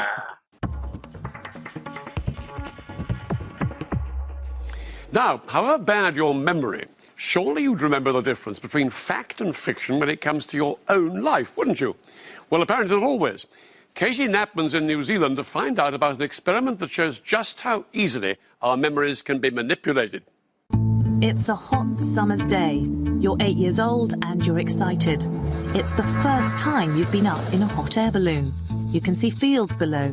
You feel the heat of the flame. It's something you'll never forget, a memory to last a lifetime. It's certainly not something you'd think you'd done if it had never happened. Psychologists at Victoria University in Wellington are finding out just how easy it is to implant false memories using digitally altered photographs. There's nothing sinister about what they're trying to do. They're just trying to get to the bottom of how memory works. It's the first time anyone's investigated the power that digital technology has to change what we remember. And the results are remarkable. It seems like the stuff of science fiction. 30 students are shown pictures of their childhood in a study they believe is about how we reminisce. In fact, it's testing how vulnerable their memories are. This is Jessica. It's day one of the experiment. When she's first shown the fake photo of her hot air balloon ride, unsurprisingly, she has no memory of it. Tell me everything you can recall about that event. I'm trying to be that. By the end of the week, she believes she's been in a hot air balloon. but the psychologist knows it's something she's never done. I think we're all done on the platform. In fact, she's being deliberately tricked. What we've been doing is showing people a selection of photographs from their childhood. 4 photographs. 3 of them are true, and 1 of them is fake. So the 3rd photograph in the booklet always depicts a subject and another family member taking a hot air balloon ride. But they've never actually been on that ride? No, we know that for a fact. We interview them 3 times over the course of a week, and by the time they get to the 3rd interview, just a week later, half of them, 50% of our sample, believes they've been on a hot air balloon ride. 50% is much higher than Marianne Gary and her team ever expected. Even the students that don't remember the hot air balloon ride believe the photos are real. We ask family members to give us a photo of the subject that shows the subject clearly from the waist up and hopefully standing next to another family member. So we get a photograph that looks something like this. And we remove everything around that we don't want. We just grab them here and copy them over, and suddenly they're in the picture. Bit big at the moment, aren't they? They won't quite fit in the hot air balloon. They're a bit big, so we have to transform them, make them smaller and make them fit. So we end up with something like that. That looks fantastic. They really look like they're in there. Over the course of the week, subjects are asked not to speak to their family about the study. Kim asks them to think about the photos every night. By the 3rd interview, their imaginations are starting to fill in the detail. Picture myself walking onto the balloon as if I was actually there. And I ended up getting a picture of some kind of platform. I remember looking up at the gas and the balloon proper, so I just sort of remembered stuff like that. And also looking down at sort of the patchwork on the ground because we were quite high up. Contrary to what we believe, memory does not work like a tape recorder. Our memories are not recorded and stored faithfully in the back of our heads and then played back like on a video recorder. Memories aren't permanent. They're a reconstruction, a blend of imagination and fantasy and things that you might hear about or think about afterwards, and also, like in our case, a photograph. What kind of implications does this have? One of the implications is that if you remember something and you report it with great confidence, great detail, and it's very vivid and clear, got a lot of emotion, doesn't necessarily mean it really happened. What kind of reaction do you get from people when you tell them this event didn't happen at the end of the week? Surprise, especially if they believe the event happened. They're also quite scared. Because people, they have a lot of faith in their memories. They think as a child, as an adult, they can remember their childhood quite clearly. And it's a big wake-up call when suddenly they realise their memory's not that reliable. One of the 4 photos we discussed didn't actually occur. So one of them didn't happen. You know which one that is? The balloon one. Yep, the balloon one. Yeah. Well, it's scary, really. A hot air balloon ride is not something you'd easily forget. If our memories are so unreliable about details of our own lives, what hope is there for us when we try to remember other things? Well, with us is psychologist Dr. Brian Tully. Now, is there anything here we should be concerned about? Well, I think we should be alerted, we should be informed about what this study means. It's one of a series of studies, and what they show is that under particular circumstances, it in fact is very easy to generate false memories and mislead people, and that's clearly very important if you're going to present that evidence in a court of law. Right, now give us an example of what can go wrong. What can go wrong at the worst is that someone is identified and remembered committing a crime which they haven't done. And whilst we don't believe that happens very often, nonetheless, it is a fact that in the United States, for example, most of the people who've been found innocent after DNA has shown that and have been on death row awaiting execution, they were convicted in the first place as a result of eyewitness identification memory. How do we provide against that? Are there guidelines to stop that happening? The guidelines are pretty good. The trouble is that what happens for witnesses outside the interview room may be very critical, and the police have to be aware that they're dealing with precarious memories. So they have to realise that that's one of those cases they have to be careful. Brian Tully, thank you very much. You ever been in a hot air balloon, Mark? 100% no. Absolutely not. And you could not convince me that I've been on one either. What would you prefer to go on, a hot air balloon or a Zeppelin? Oh, a Zeppelin. Absolutely, yeah. No, even if there's Zeppelin, not a Zeppelin. No. Like a helium-powered dirigible. Oh. No. I mean, oh yeah, I'd love to be on the Hindenburg, wouldn't you? No, I mean, Zeppelins are so much cooler than hot air balloons. But the thing about the hot air balloon is there is a difference between the Zeppelin and the hot air balloon. Zeppelins had little things underneath where, like, you'd have little rooms and a bar, as opposed to being a fucking wicker basket that is like at waist high. Like a top-heavy person could collapse and fall out of a hot air balloon. Whereas at least in a Zeppelin, you can only get punched out by Indiana Jones. Yes, yeah, no ticket. No ticket. Well, I'll tell you who has been in a hot air balloon, Mark, and that's Katie Knapman, blagging herself a lovely little jaunt over to New Zealand. A lovely little beano off to New Zealand, Russ. Yes, Incredible. yeah. Just so she can sit on a hillside and chat to Professor Marianne Gary about false memories. I think an interesting topic in the modern day, because what they're doing here is they're falsifying photographs and then trying to convince these people that they were actually in these situations, or taking a balloon ride when they were kids. But these days, I wonder whether it would be easier. Do you think it's easier to fool people into thinking things happened because stuff is so easily falsifiable? My thing is I think, actually, weirdly connected to this, I saw a link yesterday to, remember Felix Baumgartner? Of the hilarious surname, who jumped from a hot air balloon, well, not a hot air balloon, balloon, from the edge of space, or the edge of the stratosphere, reached Mach 1.25 on the way down. It's a remarkable thing. It happened 10 years ago this week, and I saw a little recap of it. And that was the thing. The recap was Neil deGrasse Tyson on Facebook. It was like a little clip on Facebook, and everyone was commenting underneath. And there was just huge numbers of people saying fake, didn't happen, yeah. Fake, like that. And then there was loads of people saying, can't be real, you can see the curvature of the earth, all that. But what made me interested is that actually I feel like we've got to the point now where there are large numbers of people on the internet that think everything is fake. Like absolutely nothing they see is real. Yeah. So you'd be hard pressed to convince them of anything, even if you showed them pictures of their actual childhood. If they'd not seen it before, they would assume it was fake.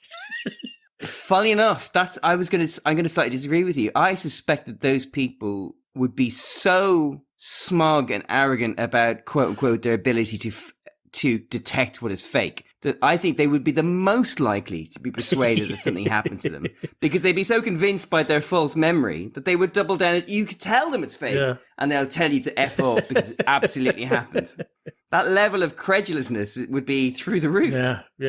Yeah, I suppose they are easy to convince, aren't they? That's the thing. Yes, they think everything's fake, based on internet trolls. But yeah, I think you agree. I would not be convinced by somebody telling me that I've been on a hot air balloon ride, because the event is too exciting. That's the thing. Yes. Like, you would remember it because it's.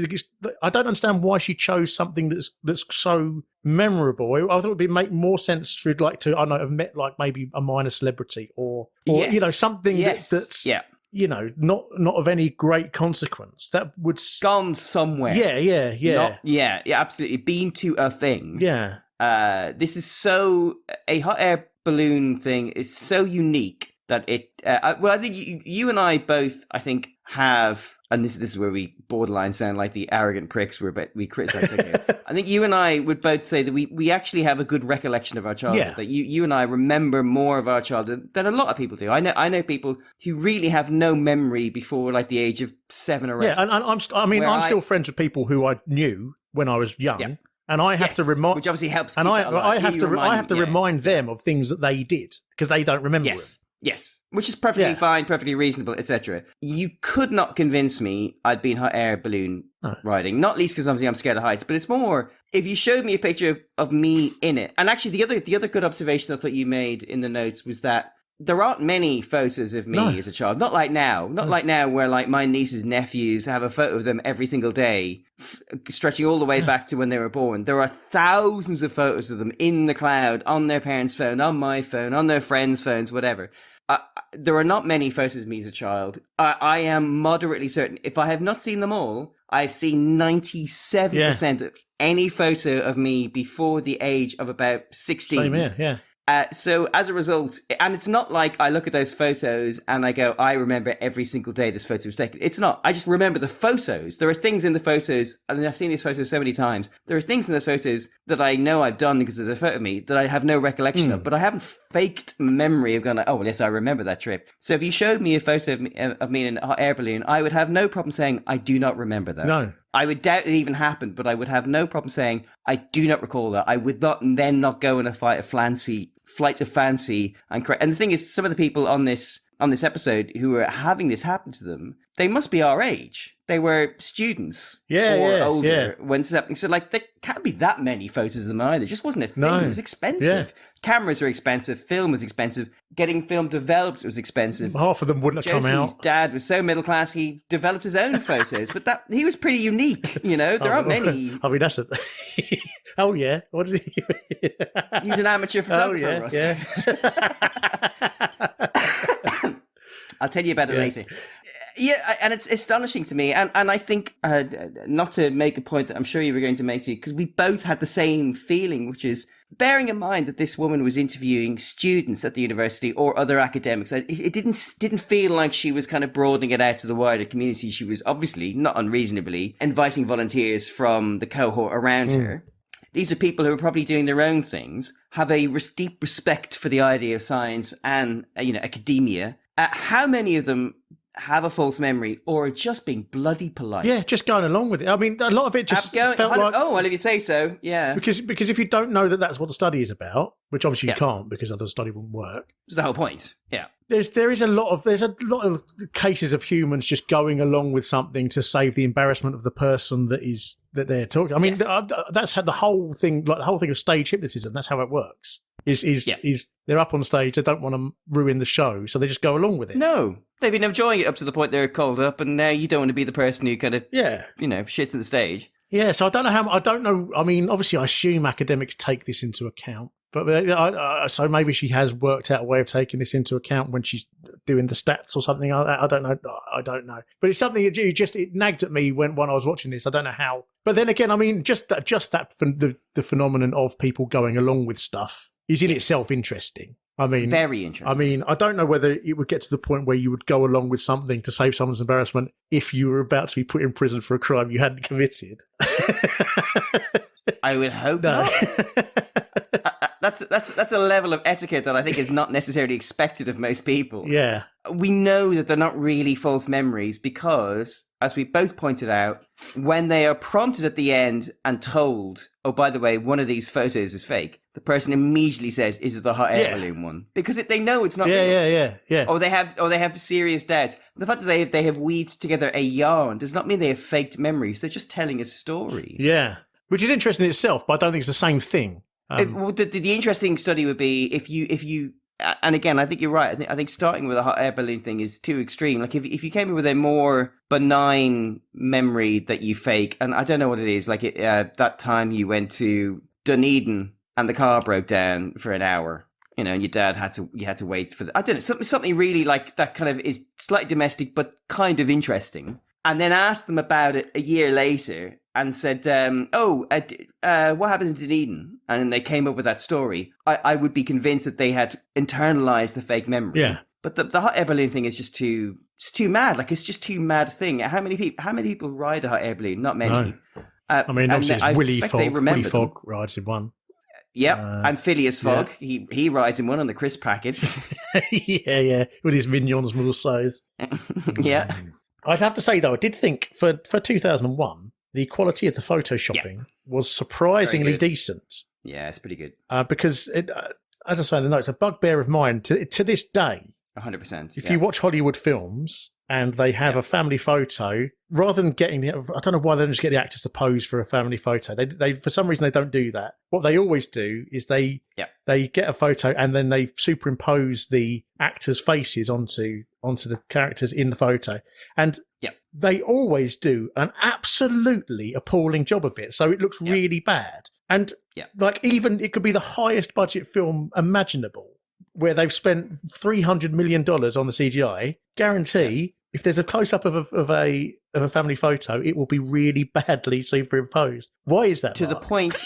to the point where if you see a close-up of photo of somebody in their childhood and it doesn't look badly photoshopped, you instantly know they've just use a photo for their photos of them from their childhood. Like they have called up their mum and say, "Can we have a photo of your child?" Because it is that clear and obvious. And it's always the lighting, isn't it? It's like the thing about it is that they never get the lighting right of the face to the point where like you might as well just create a brand new image.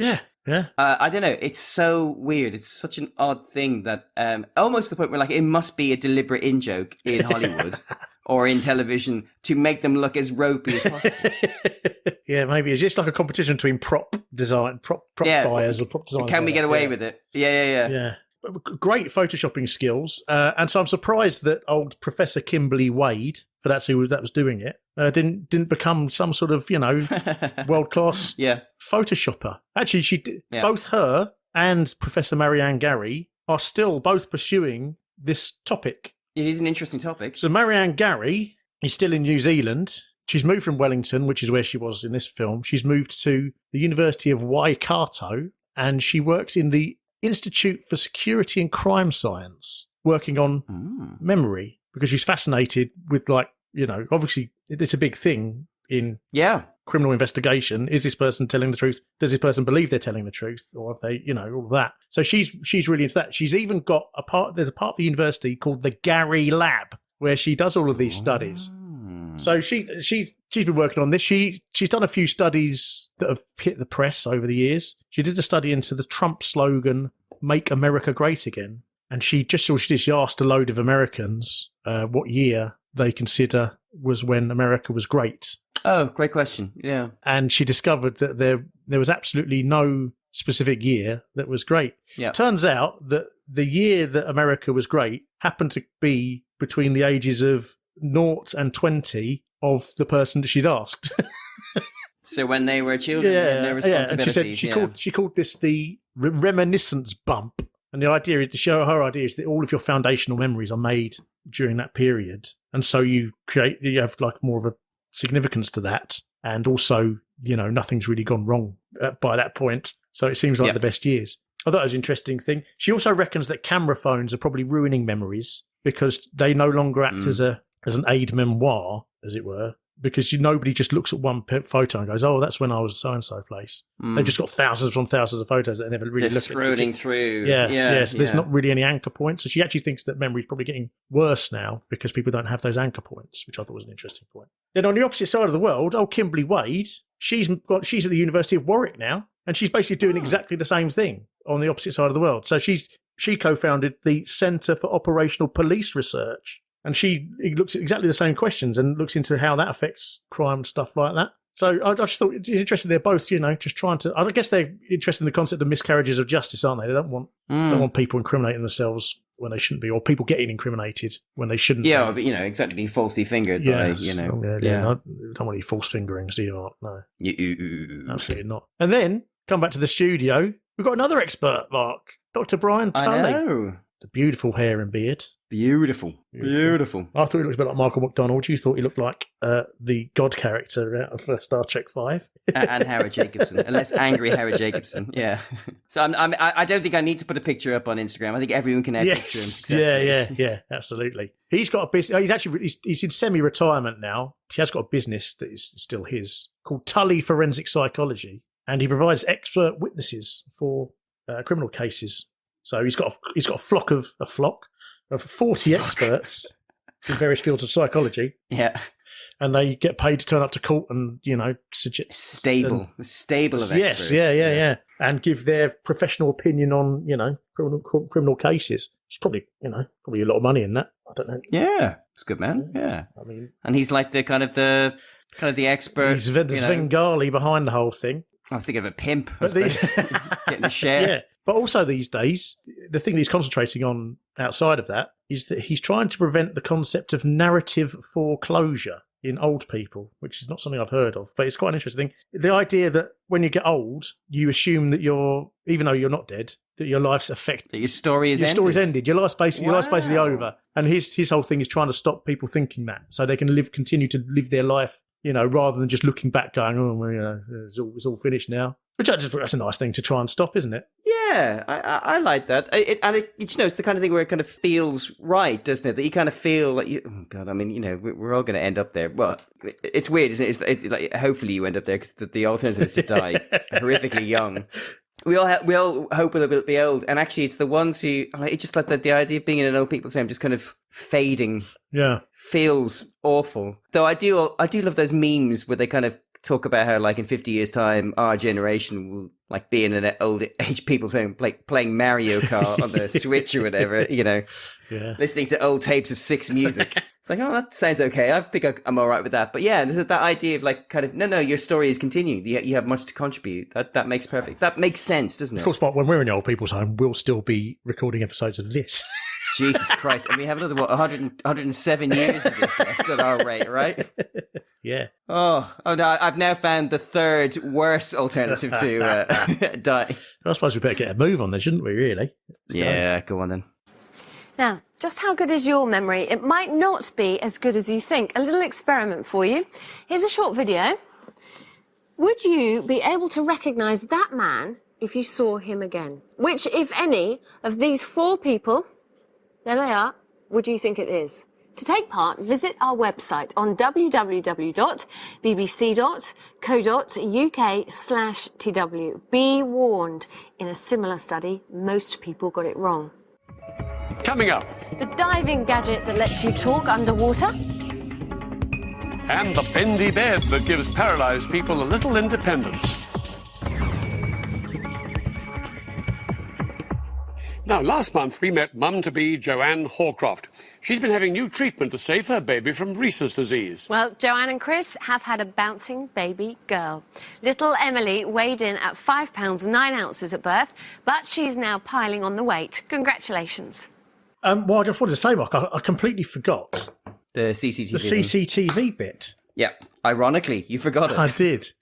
So, yeah, obviously Philippa there shows us a clip of CCTV. It's a gloomy subterranean car park. Shaven-headed man walks past the camera, and then we're asked to say which of these 4 suspects we think it was out of the. Now, I suggested it was the top left one. You said bottom left, didn't you? I did, yeah. Now, using the marvels of modern technology, I was able to check next week's episode, Mark, and find out who was right. Yep. Neither of us are right, Mark. Neither of us are right. Top right. No. None of them. None of them. It was none of them, Mark. The ultimate cop-out. None of them. Boo. Yeah. And then we have a very brief, almost pointless bit where we find out that some lady's child got born, presumably the previous week that she was featured. I found that there was a condition called Rhesus disease that. It couldn't have been the previous week because that was a mountain climbing special. Oh, yeah. It must have been 2 weeks before then, mustn't it? Yeah. Rhesus disease, which I found out is a condition where the antibodies in a pregnant woman's blood destroy her baby's blood cells. But seems rude, isn't it? But these days, it doesn't really exist because there's a medication called anti-D immunoglobulin, which stops it. So presumably, that might be what was covered in that episode, and that's why her baby was born healthy. So congratulations. Well done, everyone.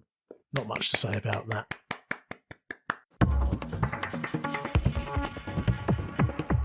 Hearing through your mouth. Why would you want to do that? Well, that's the latest way to communicate underwater. Simply attach this and this to your scuba kit, and the theory is you can hear and talk underwater. To find out more, Nick Baker is in the tropical seas off Costa Rica.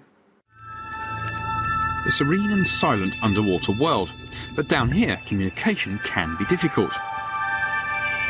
You can try hand signals but keep the message simple, or you can write on a slate but keep it short.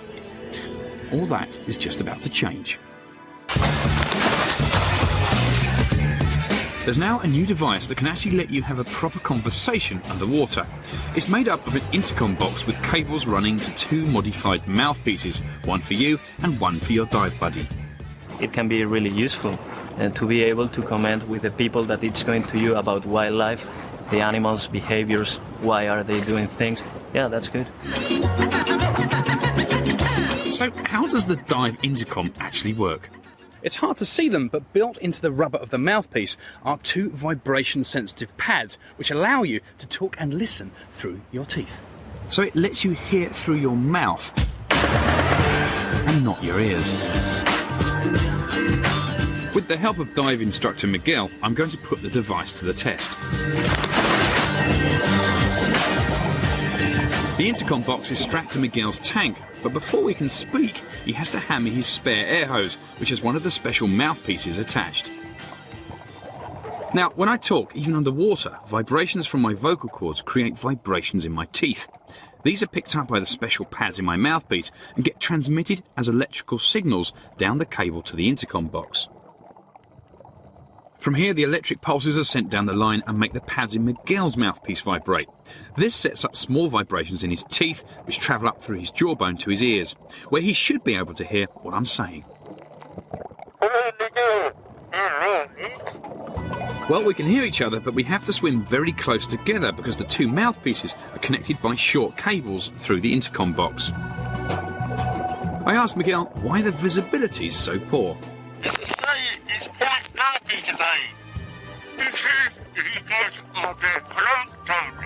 Now, I think he said something about plankton, but I'm not convinced.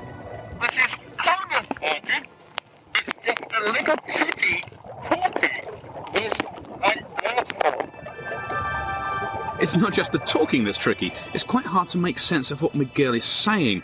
Unlike normal speech, I'm not used to hearing through my teeth and jawbone. It's weird being able to talk to each other like this, isn't it? I asked Miguel about the sea life. Any chance to see any fish? All of that, that's green moray eel. I heard him say moray eel loud and clear.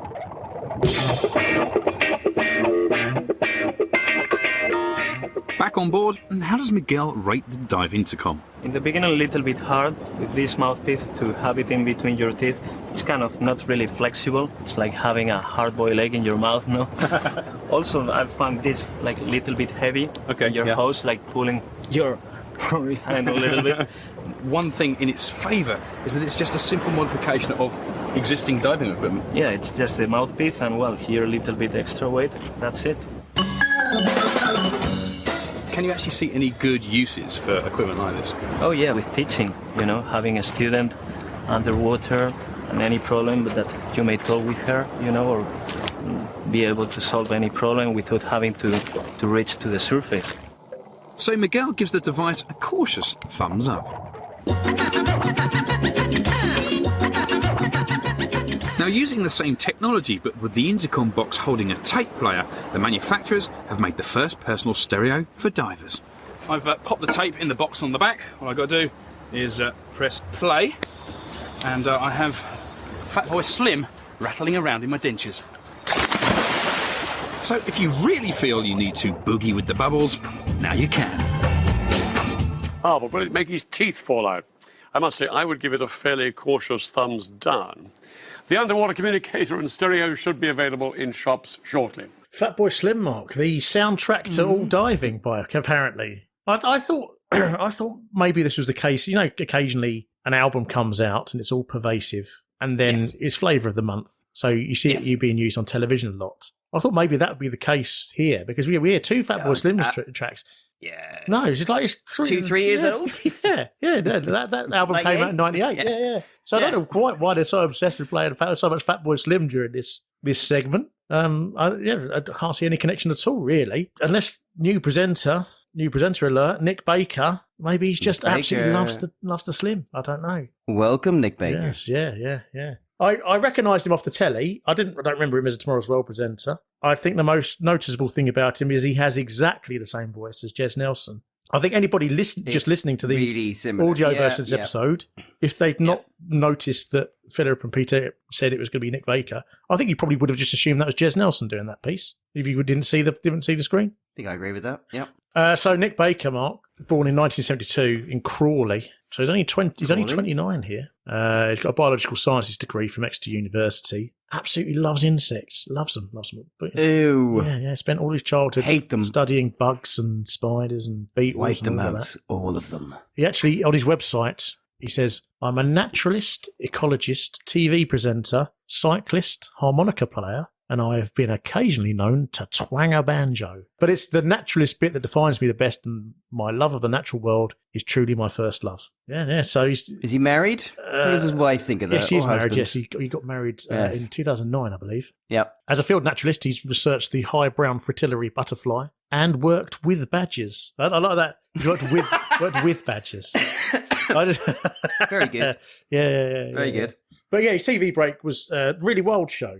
Oh, is that how you know him? Yes, I think so. Oh, okay. And if you look at his TV CV, it's just an absolute smorgasbord of, I think, what's known in the trade as soft nature. It's either called soft nature or light nature. Basically, it's not your Attenboroughs, it's your autumn watch, your spring watch. Your patterns rather than your nature programs that are going to be... Yeah, Bellamy's. Yeah. A lot of those things that they have on ITV or Channel 5 kind of stuff. But I think it's all worth it, Mark, and I thought there was something else I remembered him for, and I was right. And that is the amount that Harry Hill used to take the piss out of him on TV. And I found an absolutely beautiful example of the genre. Okay, I'm excited now. This is great stuff. Nick Baker's back with his weird creatures. Is it still on? Yes. They paid him up front. This week he was after the 4.5 metre long basking shark. And a big shark like that, I would have thought that was easy enough to spot. Not for Nick Baker. Now, if this was David Attenborough, he'd have spent months researching the best place to find one, what time of year the most prevalent, and before he started filming, he'd track one for a couple of days, if not weeks. Nick has a slightly different approach. You haven't seen any basking sharks, have you? Have you seen any or not? Not today, no. Seen a shark, anyone? He just sails around on the off chance. Hang on, he's found one, hasn't he? Look, we've hardly left Penzance Harbour, and we already have what has to be the second weirdest fish in the world after the basking shark for me. It is a sunfish. Oh no, it's a sunfish. What about over there? Well, that's our consolation prize. We have a grey seal. A seal? I thought we were looking for a shark. The otters more than make up for our limited success with the sharks in Scotland. No, they don't. I tuned in to see a 4.5 metre shark. It's a shark programme. If you told me it was a seal and otter programme, I wouldn't have bothered. We have got kittiwakes, we've got herring gulls, we've got black-backed gulls, we've got gannets. Seagulls? You're just filming anything now? I was here yesterday. It's one of those. That's a dog. That's Corval. It's not even an animal. Look, the sky. Look, the car. Come on, Nick. Having given plankton this massive build-up now, I'm afraid I'm going to have to disappoint you. We've only caught about 3. We've gone from a 4.5 metre shark to 3 plankton. Not exactly very threatening, are they? What kind of damage can 3 plankton do? Well, I suppose if 2 plankton held it down, the other one could attack it. They could rough up a flea. Or worry a tadpole. So what's his conclusion? But one thing's for certain, these fish are no respecters of professional qualifications. In fact, the public stand just as much of a chance of seeing one from their deck chair while sitting on the beach. Great, thanks a bunch. Another hour of my life I'll never get back. It's probably time you went home, isn't it, Nick? When you're in this game, you always expect the unexpected. Nicky loves you. Hang on, what's that? Pick up your trousers. Gaffer. You silly I wonder where he's come from. I think you've been eating something that doesn't agree with you. Nice, we've got a sick ferret. A sick ferret. So that's a sunfish, a seal, some seagulls, 3 plankton and a sick ferret. You've got a nerve. Actually, if he'd only driven on a bit further... You always expect the unexpected. There was a basking shark hitchhiking. God, that is excellent. It was, wasn't it? Are there whole episodes of that online? I would watch all of that. Absolutely. That's just so funny. I mean, it's got to be the funniest thing ITV have ever made, isn't it? Oh, gosh. Wow. Yeah, maybe? Yeah. And I remember I actually went and saw a couple of episodes being filmed in the audience and it's astonishing what a professional Harry Hill is or was, or what he would do the episode from start to finish in one go, like barely missing a beat. And if there was any bits where they needed him to repair pickups at the end to redo them, obviously we'd all already laughed. So he would, but obviously people are laughing continuously throughout the program. So he'd need to make sure that we were laughing so they could splice into the last. He needs to build you up. So he would always have some piece of fresh material, which he would then say to us, make us all laugh, and then instantly go into what he was saying. In and out in about 45 minutes. Like it was extraordinary, Most of the TV recordings I go to, some of them with you, they're normally 2 hours. Yeah. Man's a genius. Anyway, I thought it was an interesting device in that as soon as they start to explain how it works, the massive problem with it becomes very apparent. And then when they are demonstrating it, it's exactly the problem you think it's going to be. It's like, actually, do you know, now that I've seen that bit of TV, it's exactly the kind of thing they would have raised. Yeah. Of course. It is both brilliant and stupid instantly. Yeah. Because the bone conduction element of it is a fascinating innovation. Clever idea. Yeah, absolutely. Great way of picking up sound. Love it. But you fundamentally cannot speak properly if you have a respirator clamped into your teeth. No. Yes. You can at best talk like Keith Harris, chatting to Orville, really, or Orville chatting to Keith Harris. Yeah, but then Keith Harris is top of his game for us. Obviously, you've seen it's a bad example. You've seen any clips of Keith Harris recently, Mark? No. He's don't be planting no false memories in my head, Russ. Surprisingly poor at his job. Yeah, so they're you can barely understand a word they're saying to each other. I keep expecting them to say "got the gear" at one point, but it's the fundamental flaw in the whole enterprise, isn't it? Yeah, absolutely. And actually, it's really reassuring when you instantly think of a flaw and then see it realised right in front of you. It made me think like, oh, I'm not an idiot. No, that is stupid.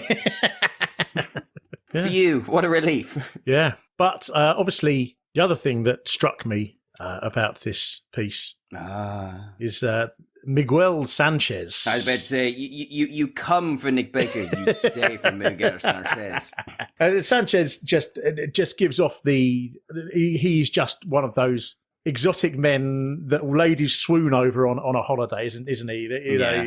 Yeah. And I thought you made a good point, which I hadn't noticed.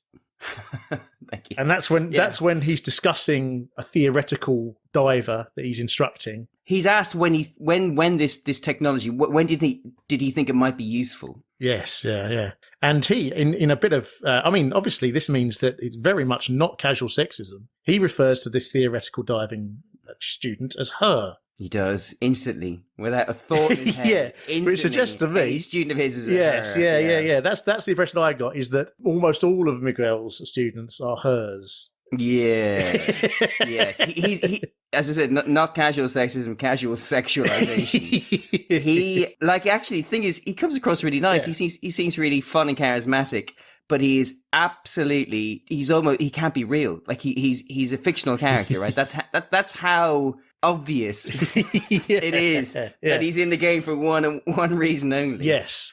So, which was then remarkable, Mark, when I Googled him, Miguel Sanchez, dive instructor, and the very... I sincerely hope you, if you put in Miguel Sanchez and diving, I sincerely hope you used incognito. Very first result, Google, Mark. It's the New York Magazine 2006 Winter Wedding Guide. Oh. And it's the wedding of Miguel to Barry Lehrman. Barry being a woman, B-A-R-I. Barry Lehrman. Barry Lehrman, August 2005. And here's the quote from the article. The meeting. Miguel was working on a boat out of Cocos Island, Costa Rica, as a scuba diving instructor. Since there's no place to sleep on the island, the divers stay on the boat. I was there with my father on our yearly dive vacation when Miguel and I met. After only 2 days before our first kiss, I looked into his eyes and said, "No pressure, but just so you know, I have to have a Jewish wedding. He looked at me like I was crazy, but little did he know. Each night we would climb up onto the deck to drink tea, hold hands, and talk about our lives. At the end of our 15 days, he asked me to return to Costa Rica in a month. At first I said no, but when the ticket arrived 2 weeks later, I couldn't resist. I flew back and spent a magical week with him, his parents and his sister. A month later, I moved to Costa Rica. Wow. It's a feel-good story of the year, Mark. I really like that. I like the fact that he bought her a ticket. That's very nice. I then Googled Bari Lerman. Yep. She's on an episode of a podcast called Move to Costa Rica podcast. Wow. I mean, far be it from us to throw stones in the glass. The glass quite house, specific. but that's niche. Yeah. That's real Particularly niche. as it appears to be presented by an Australian as well. Anyway, so then, if you scroll down, Yes, there's I already visual have. confirmation that him and Bari are still married, 2 children. They live in Costa Rica, and he is still a dive instructor. I love it. For the Peninsula Papagayo. And his motto, according to the website, is "Life's about enjoying the ride." Yeah, I bet it is, Nick. Well, I'll say this though, like I genuinely, I rather liked him, and he was charismatic, not in that kind of like without knowing where you were going. There was a part of me thinking like, I bet you found the right girl. He settled down. Like he enjoyed himself, but when it came down to it, he's a man who follows a heart, and I like that. That's really lovely. I wonder, yeah. Well, I'm delighted for all 4 of them. They look like a very happy family. Does Bari trust him out on that boat though with those Implicitly, lady explicitly, students? poor choice of word, probably. Hey, what happens to the boat stays in the boat? I doubt he goes out for 15 days in the boat though with students these days. No, probably not. But I thought the interesting part of this, I don't know. I wasn't really sure how much bone conducting thing there had been before this. I get the impression that this is probably because they not only talk about the intercom nature of it. He also at the end says, we can just use it as a personal stereo, and that in itself seems to be like an innovation. So I think probably this is probably an early application of underwater bone conducting stuff.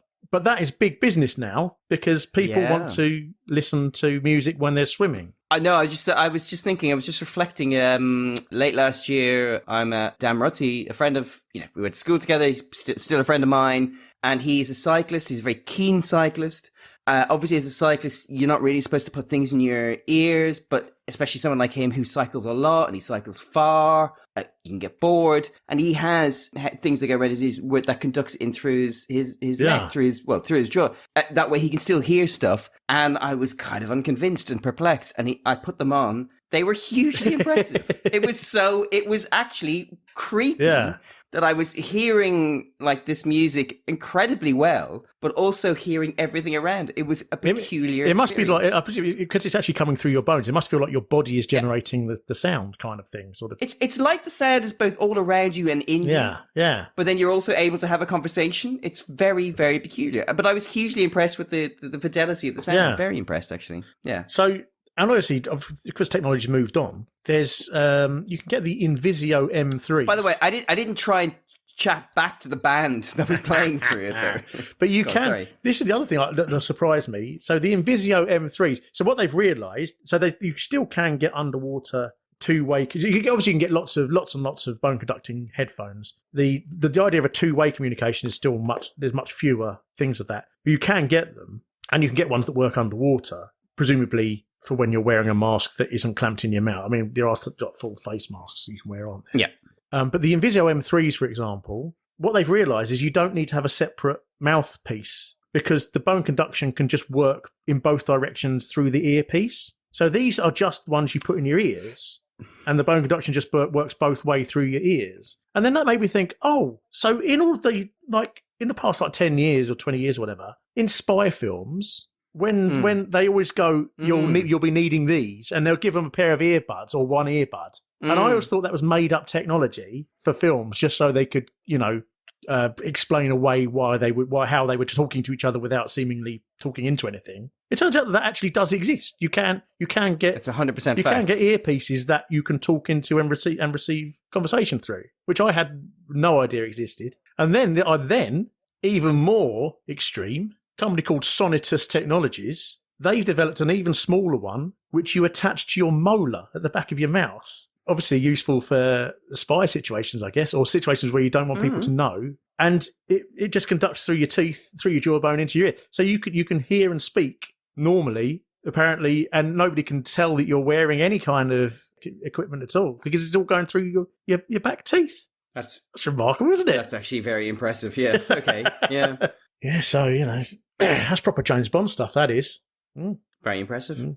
Let's move on.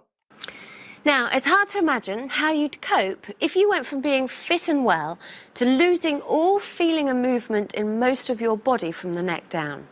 That's the reality for 700 people who damage their spinal cord every year.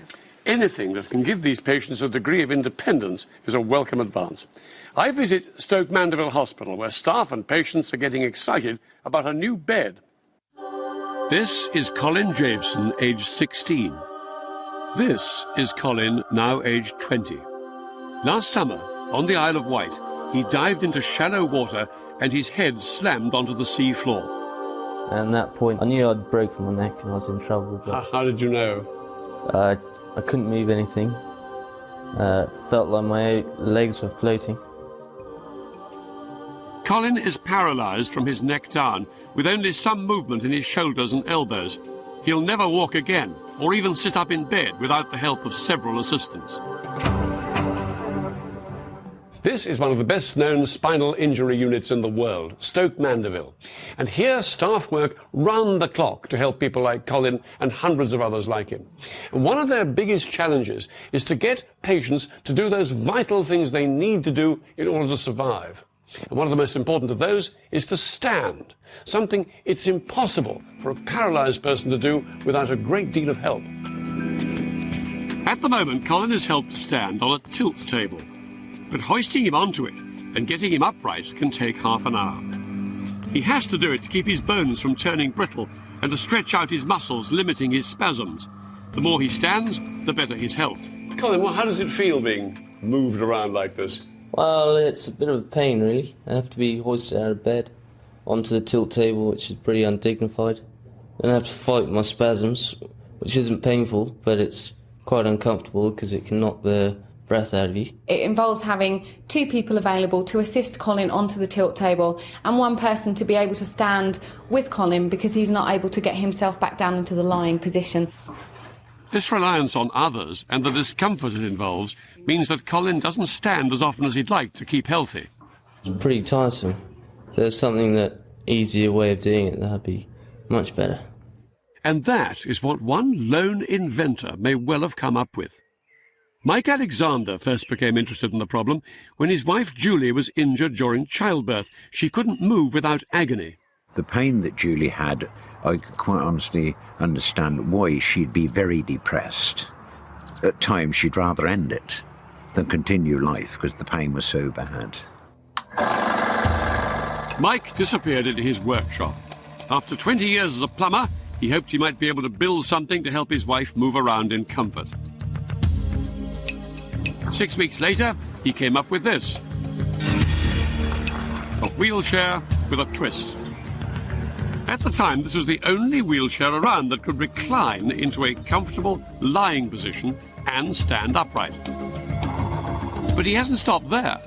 In the hope of helping people with less mobility than his wife, he's adapted his transformable chair into a rather unusual bed. And he's taken it to Stoke Mandeville.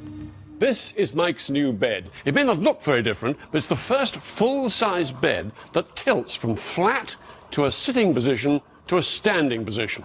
And all at the touch of these buttons here. Well, Colin hasn't seen this bed yet, but we're going to ask him to try it out for us and tell us what he thinks. Colin's going to have to rely on the old hoist technology to get into his new bed. But once in, he can wave goodbye to all that. All set, Colin? Yep, ready. OK, go for it.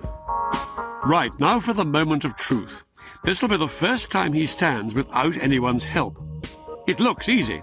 None of the bother of the tilt table. But how does it really compare? What do you think, Colin? I think it's great. I've got freedom to do it when I want. It's more comfortable than the tilt table. Right. Straps are a little comfier. What do you think of that, Amanda? Well, I think it's great. He's able to stand independently, which I think makes a big difference for Colin to be in charge of his own therapy. The genius of the bed is in the precisely worked out ergonomics of how humans lie, stand or sit. The hinges are exactly aligned with the joints of the human body, so even when you can't feel a thing, your body slides smoothly from lying to standing to sitting. And because you can do this on your own, it's even more useful when patients go back home, where there are no carers to help. So you'd be able to do your standing exercises completely on your own. Would you feel confident enough to do that? Yeah, I'd feel confident. Well, I feel a very proud man, especially when I see the young lad there work the machine, which he's never done before. It's been 7 years of night and day, really trying hard to finish up with a machine as good as this. Colin goes back home in 2 months and plans to lead as active a life as he can. Advances like this new bed just might help him retrieve a little of his independence. Once I leave hospital, I plan to travel as much as I can. Maybe do some charity work or raise money for spinal injury research or something in those lines. Good luck, Colin. Stoke Mandeville Hospital's ordered 2 of Mike's standing beds for their spinal injuries unit. They also hope to issue these beds to patients like Colin when they go home, because it means they'll be able to manage with fewer carers around them. That's all for Tomorrow's World this week. Coming up next on BBC One, how to make a genius. Bye. Bye. Now, interesting, Mark, as a sort of testament to how interesting that segment was, I think we talked to each other about other stuff over the entirety of it, didn't we? It's better to say I didn't listen to a single thing that happened. I feel like it's quite disrespectful for the poor Colin there. Yeah. Who found himself... Can I just say, in our defence, we have seen this segment a few times individually, and we also despise health segments. Yeah. And also, I would say nothing to do with Colin. It absolutely is dwarfed in the disrespect stakes. Oh, crikey. By the fact that his name is not Colin Jevson.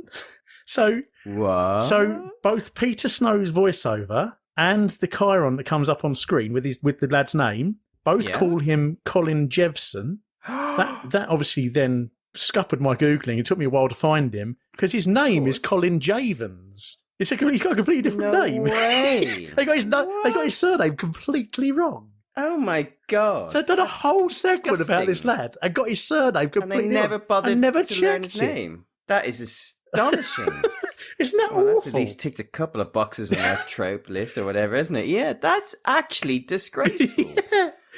Especially because they try and pull our heartstrings. Yeah, it turns out they don't even care enough about him to get his name right. God, that's wow, crikey! That actually is one of the worst things I've ever heard from this show. I've heard worse things, but yeah. But I mean, beside that, this is obviously the bane of late era Tomorrow's World, and I think there's been one in every one of these late ones that we watch, which is a maudlin medical segment with sympathetic music, and in this case, particularly soft focus. It's actually astonishing. It's like if a program very cheaply wants to represent somebody being in heaven, they absolutely crank up the fuzziness to make it all look like everything's Vaseline smeared across. Yeah, or like in old Star Trek when Captain Kirk looks at and falls in love with a woman, it always just suddenly goes all smeary, and it looks like that. But it looks like that throughout the whole piece. Except when they cut away to do other things. Which then makes it even more obvious just how soft focus it is. It's so disrespectful. Yeah. Because his story is interesting, but actually he is not acting like a victim. He's acting like something like, okay, well, something bad happened. My plans have been changed, but I've got ambition. I've got Yeah. I did spend most of it going. Do you have this thing like people putting shoes on the bed?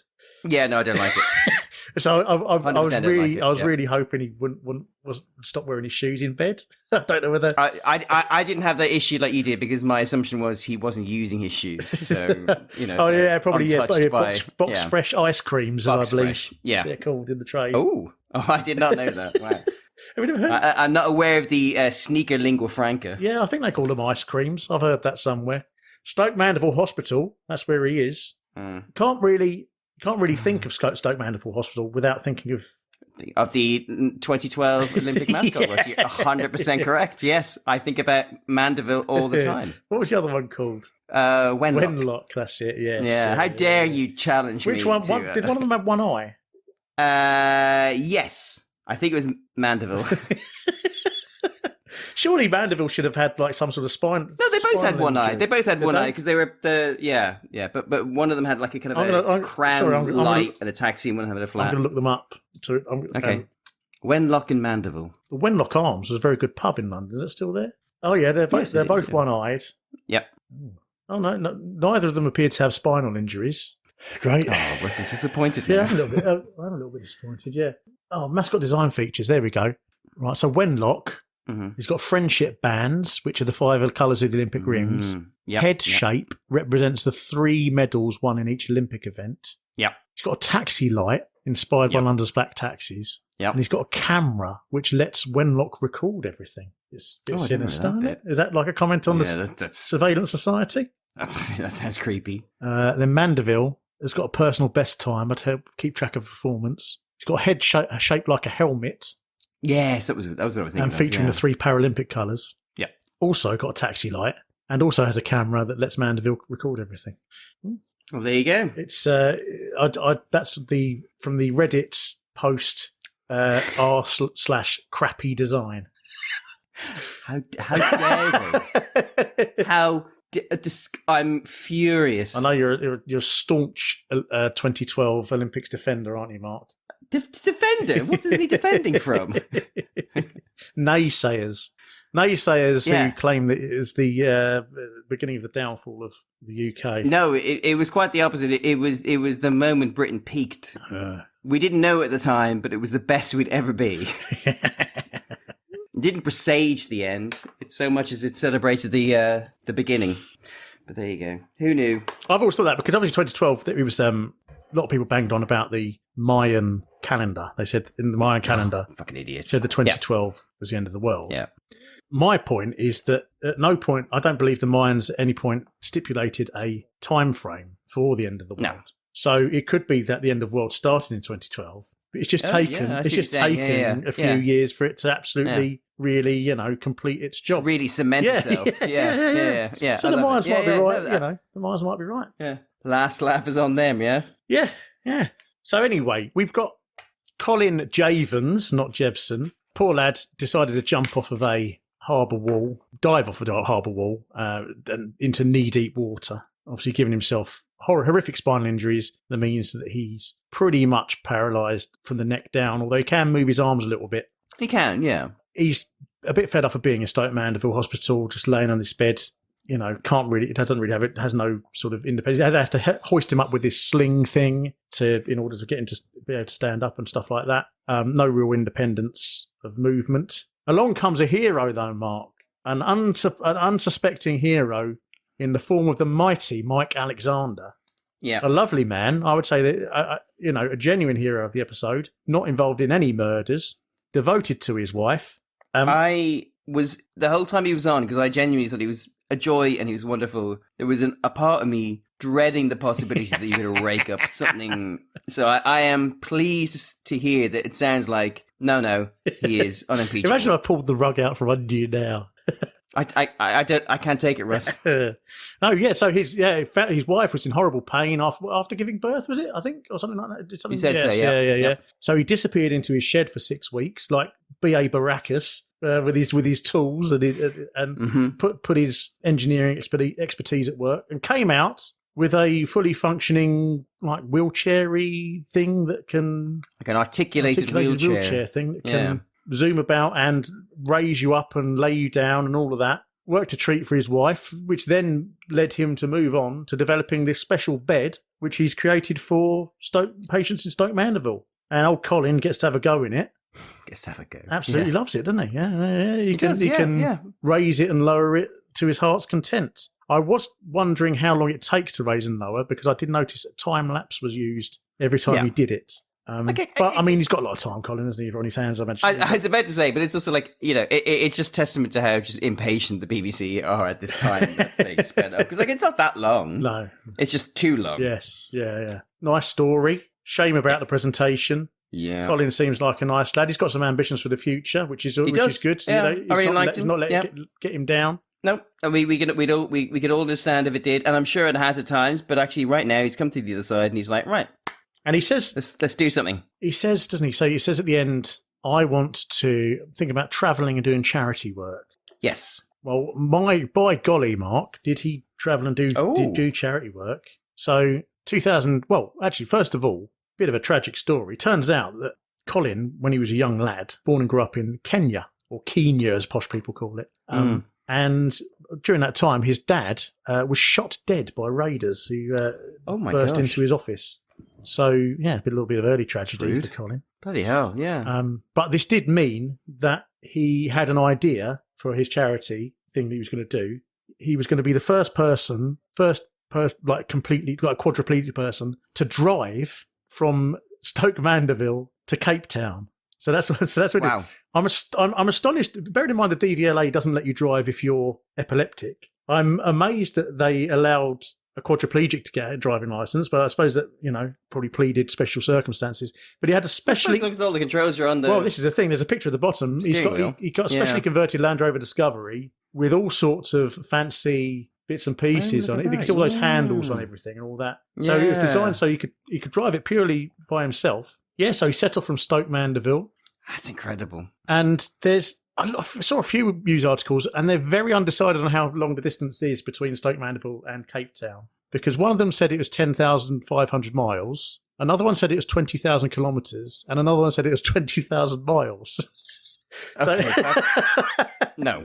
Okay. So one of those distances he drove. That seems a very measurable distance. A simple Google check. Unless they clocked his odometer when he took his special Discovery in for a MOT. Oh, the Discovery was called Beryl, by the way. So because of this, he became, he turned up in the media a bit. The driving home expedition, he called it.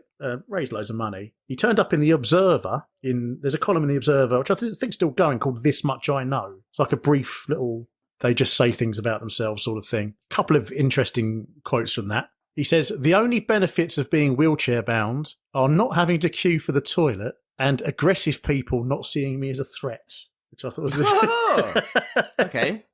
What's he claiming there? Yeah, I don't know. But then this one's more interesting, Mark. I doubt Stoke Mandeville would exist if it weren't for Jimmy Savile. He came round with his knuckle duster jewellery when I was in intensive care and took my mother's hand and looked at me and said, oh, hello, is this your sister? It's a lovely little story, that, isn't it? A reminder of his good work. Yeah, it's funny that even a very brief little vignette of Savile detail there is somehow creepy. It's like a little crucible that has, boiled down his essence to just one sentence, right? Yeah.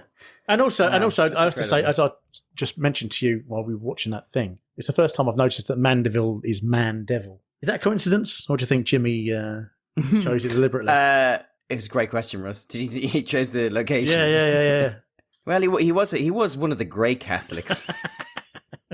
But yeah, and the success of this trip meant that old Colin started the Colin Javens Spinal Injury Trust, proper charity and everything. Good man. Raised over £600,000 for various projects, 4 spinal cord injury projects in Africa, another project in Kenya, and a specific research room at Stoke Mandeville Spinal Injury Centre named the Colin Javens Research Room. Good man. Yeah. Good man. Well done him. And then the charity decided that his work was done and they closed it in August 2020. Okay. Yeah.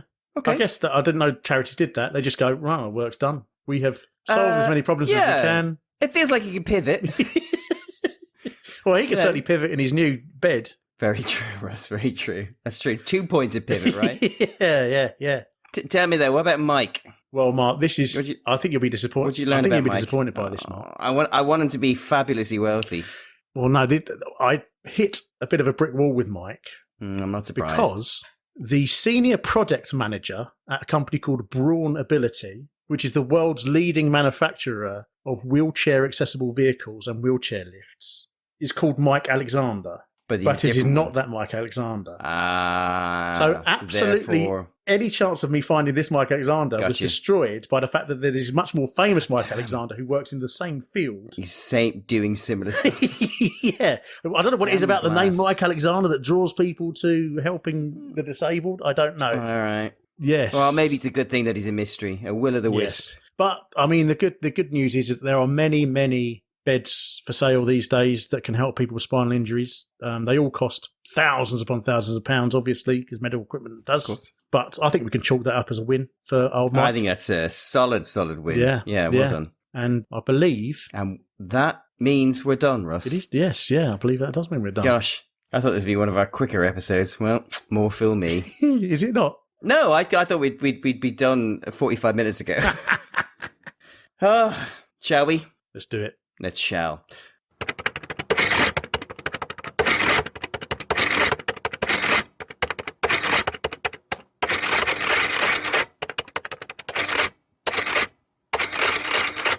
First of all, year in context, cinema box office. Number 10, Spy Kids. Okay. Number 9, Blow. Okay. Number 8, Say It Isn't So. Number 7, Captain Corelli's Mandolin. Brilliant. Number 6, Dracula 2000. Oh. Number 5, Down to Earth. I don't remember So that. Chris Rock thing where he looks like he's an angel, maybe. Oh, okay, that rings a bell. Number 4, Bridget Jones's Diary. Isn't it weird how Renee Zellweger doesn't look like Renee Zellweger anymore? Have you seen a picture of her recently? Yeah, I have. Yeah, she's filming a new one, right? Is she? Yeah, she's filming in the new Bridget Jones's Diary. Oh. Yeah, she doesn't look like she doesn't look like herself or Bridget Jones. Number 3, Get Over It. Number 2, Mummy Returns. I've never seen any of the Mummy films. First one was fun. And number 1, Pearl Harbor. Oh God! Wow, brilliant! Slim pickings in that line, aren't there? Don't think I'll go see any of them. Pop chart. Number 10, Sing by Travis. Number 9, Close to You by Marty Pello. I don't know if Marty Pello is still knocking out tunes. Gosh. Number 8, classic, All Rise by Blue. Oh, you love Blue, didn't you? Number 7, another classic, Don't Stop Moving by S Club 7. Mm-hmm. Number 6, Romeo by Basement Jaxx. Mm-hmm. Number 5, I have no idea whether this is a Collins cover, but Another Day in Paradise by Brandy and Ray J. Is that a Collins cover? I don't think it is. No, I think I recall that being a different song. I could be wrong, but I'm happy to. I hope Collins just got money for the use of the title. Number 4, Here and Now / You'll Be Sorry by Steps. Number 3, We Come One by Faithless. Mm-hmm. I'll be seeing a Faithless at Glastonbury in a couple of weeks' time. Be interesting how they operate without their main frontman. Yeah. Number 2, Do You Really Like It by DJ Pied Piper. Oh, wow! Is it wicked? That's the one that just immediately plants you in the time period, isn't it? And number 1, Angel by Shaggy featuring Ravon. Ravon. Prices, Russ. Prices. So I've just found a very brief bit in The Guardian that gives us a little rundown of what was happening. You got a copy of The Guardian, 45 pence. Car tax, £105. Petrol, 78 pence a litre. Beer, £1.90 a pint. Scotch, £10.70. Cigarettes, £4.40. First class stamp, 27 pence. 14-inch colour TV. Who was buying 14-inch colour TVs in 2001? £89. Video recorder. Who was buying video recorders in 2001? £89. And home computer, £700. Yeah, that's about right. I kind of remember those prices just about. Argos catalogue? This is weird, Mark. This is almost just conspiracy territory. There is a bizarre gap in all of the various resources where I look for. Where I look for Argos catalogues. There's a few different websites that carry digitised Argos catalogues. Yeah. And I've always been able to find them. But this is a mystery. All of them have a gap in 2001. None of them have 2001 Argos catalogues. It's like they've. Do you know what? They've been withdrawn. That's chilling. It is, isn't it? Do you think oh my God, a shiver just went down my spine. Do you think they contain like a prediction of 9/11 or something in them? They must do, Russ. Like absolutely. Yeah. So the closest, just holidays to Saudi Arabia. That's all it was. The closest I could get in these circumstances was luckily our friends at vacuumland.org. Hey, yeah. somebody on there had uploaded the vacuum pages from the 2001 Argos catalogue. Okay. So I can give you a couple of vacuum prices. I mean, I'll take it. And obviously, I'll then accept just it. think about, the relative price of a vacuum cleaner to a kettle. Yeah. So 3 to your 1, bog, right? your 4 bog to 1. standard Hoover Ariane cylinder cleaner was £64. Or your Henry HVR 200, £109. That makes much more sense. If Yeah. you could still buy the HVR 900 now, 200, sorry, and these days it'll cost you £150. So it's only gone up £41 in. That's not bad. That's pretty not 23 bad years. in terms of inflation. Okay. And magazine covers. New Scientist, have you ever killed anyone? We'll find your guilty secrets. A picture of somebody who looks like they're in a rock band with handcuffs on. Okay. Scientific American, the paradox of the sun's hot corona. Popular Science, next gen fighter flies faster, turns tighter without a pilot. There's also new evidence about Ritalin and 1 gigahertz laptops reviewed. Ooh. Time magazine, special issue. What's happening on the border is amazing. Come see how it's changing your world. Welcome to Amexica. It's got a couple of little Mexican children on the front cover there. 14 Times. It's got a dead person looking out of a coffin. Buried Alive. True Tales from the Crypt. Also, Big Cats Attack. What's on the prowl near you? Full Moon Madness. Blasted Buddhas. Plastic People and Frozen Felines. You just reminded me. I was thinking of you recently because every morning at work I get sent the press cuttings. Oh, yeah. Relating to my job, and 14 Times came up. Oh, really? Because they republished an article about the Mole Man of Hackney. There's a Mole Man in Hackney? I didn't know that. Yeah, the Mole Man of Hackney. He was the guy who he had a fabulous house in de Beauvoir, just west of Dalston. You can still go, but it's now owned by like a fancy artistic couple. But he had secretly built tunnels under the roads either side of his house, and he was a hoarder. So they had to kind of basically rip him out of the house and condemn it because, yeah, he was the Mole Man of Hackney. Brilliant. Private Eye. The hills are alive with the sound of Tony. You got Tony Blair and his family. Speech bubbles saying, a dream that will last for as long as you live. And his son was called Leo, wasn't he? Is his son called Leo? Or his younger son was Leo. The one who got done. James, the one who got done for getting James drunk. The one who got, Leicester Square. That one. Yeah, drugs in Leicester Square. Yeah. I think I'm going to be sick again, Dad. Yeah, he's really rich now. He's like a billionaire. And then I'm sure fully earned without any help from his father. I'm sure absolutely. Cynic. And then at the bottom it says, with all your Von Crap family favourites, how do you solve a problem like the euro, dough, a fee, a legal fee, I am 16 going down the pub, and idle Vaz. Keith Vaz is back in the news, isn't he? Is he? He is. He's running as an independent in Leicester East. Oh, well done. Which is astonishing, bearing in mind his predilection for drugs and rent boys. And one letter away from Vaz is, of course, Viz. A very uncluttered cover for Viz. It's I don't recognise that character. So it's a character playing tennis, and in the background is the character, I think he's just called the Parky, the park ranger, hammering up a sign saying, no bastard ball games in the bollocking tennis courts. And finally, Playboy. You've got Brandy Roderick on the front cover there. Charlie Sheen interview inside. Directly below the Charlie Sheen interview, it says, viruses, fear is in the air, which is a bit of ironic juxtaposition. Yep. 10 great porn videos. Naked news. Dan Rather never looked this good. Sex LA style. And cool trucks. Cool trucks. Brilliant. All right, well, let's start the order proper then, now that the year's in context. Tell me, Russ, what is the most important invention? I mean, I have to assume it's it's either going to be the hose or the bendy bed, I think. Well, it depends what you mean by importance, isn't it? Well, that's the thing. It's a bit loose. What about the pedometer, the activity tracker? I mean, in terms of how many of them exist these days. Yeah. Does that count? Though I'm slightly against him because actually it's not his version that is in everything. No. Even if it's inspired by it. So then I kind of thought I'd fall back on the idea of the word important being, well, life-saving, life-improving. Well, it's a toss-up between the two. I'd have to get. But we can say I'd have to get the stats on. I'm not willing to let you do that. Russ. People paralysed. Yeah. Most worthless invention. I mean, it has to be that. It has to be the underwater communications. Yeah. Right? Yeah. I think so. Like this, as you have done a great job explaining, like the technology of like passing sound through your bones is brilliant, but like the whole speaking with a thing in your mouth is ridiculous. Most inaccurate prediction of the future: that Jono Coleman's going to go to the gym. Yes, absolutely. Thank you.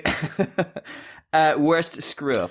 Well, it has to be getting. It's calling Colin Javens. I mean, that's actually Colin Jevness, or whatever they called him. That's actually quite shocking. I'm genuinely shocked. And it really speaks to how lazy it was getting at this time, or just like not lazy. Lazy's unfair. I'm sure they were working hard, but they just didn't give a shit. No. Best attempt at making something boring interesting. Best attempt. I mean, maybe it is the underwater thing, just because for Miguel. And they did. We didn't mention it. They do, for some reason, adopt some sort of like cinefilm effect during that piece as well. For no reason whatsoever. They seem to be trying to throw things at that piece to try and try and spice it up a bit. So I guess that's very what true. Doing. Yeah, I'd agree with that. Best use of music? I think it's the use of Rock DJ during the Jono Coleman bit. Because that intro to Rock DJ, that boom it, sounds kind of like a fat person walking along. And there's a line that says, "It's time to move your body." Yes. So I think that fits the piece. But actually, if you notice, "It's time to move your body," Philippa speaks over that line. And I'm pretty sure she says something along the lines of, "It's time for Jono to pick up his groceries," or something like that, in a really subtle way. And it was only the third time watching it when I realized, they have deliberately positioned her to say that. And I thought that was really, really nice. I do want to make a shout out, because I put this in the notes, and I don't, it was like, the opposite was that I couldn't quite. So in that last segment with the bendy bed, there's a bit where there's a recreation of Mike Alexander going into a shed to make the wonderful little wheelchair for his wife. And I don't know if they use the song, but they use a song that sounds bloody close, to the point where yesterday I was listening to the song and the clip, and it was like 90% the same, but there was just enough difference for me to go like, I'm not certain. But let's say I am certain. During the segment, they talk about people who are paraplegic, and they talk about a guy inventing a wheelchair. I am 90% certain that the soundtrack is "Alive and Kicking" by Simple Minds, which I think is crass. Is a really crass choice. And if I'm incorrect, and they didn't, then they went out of their way to find a song that sounded almost exactly the same, which actually feels sarcastic. Best or worst use of furniture? Well, it's got to be the bed, isn't it? It'll be the bendy bed. Yeah, absolutely. It's helping them out. Most notable clothing? I like Mike Alexander's grey ensemble. Grey on grey, I think. With grey tie, grey shirt, grey suit. All different hues. Wonderful. Reminds me of the John Major spinning image. Yes, doll. I don't think there's any other really much notable else in this episode. Well, you didn't mention it, but you went out of your way to say that you were... there was a certain the message on Philippa's t-shirt, Russ. Oh yeah. Got you all hot and bothered. Yeah, she said. Yeah, she's wearing a top with an apple on it that says "bites me." Yes. Yeah. I think we can go with the suit, shall we? Yeah, let's go for this. Did we see anything in the episode that made it through to the future?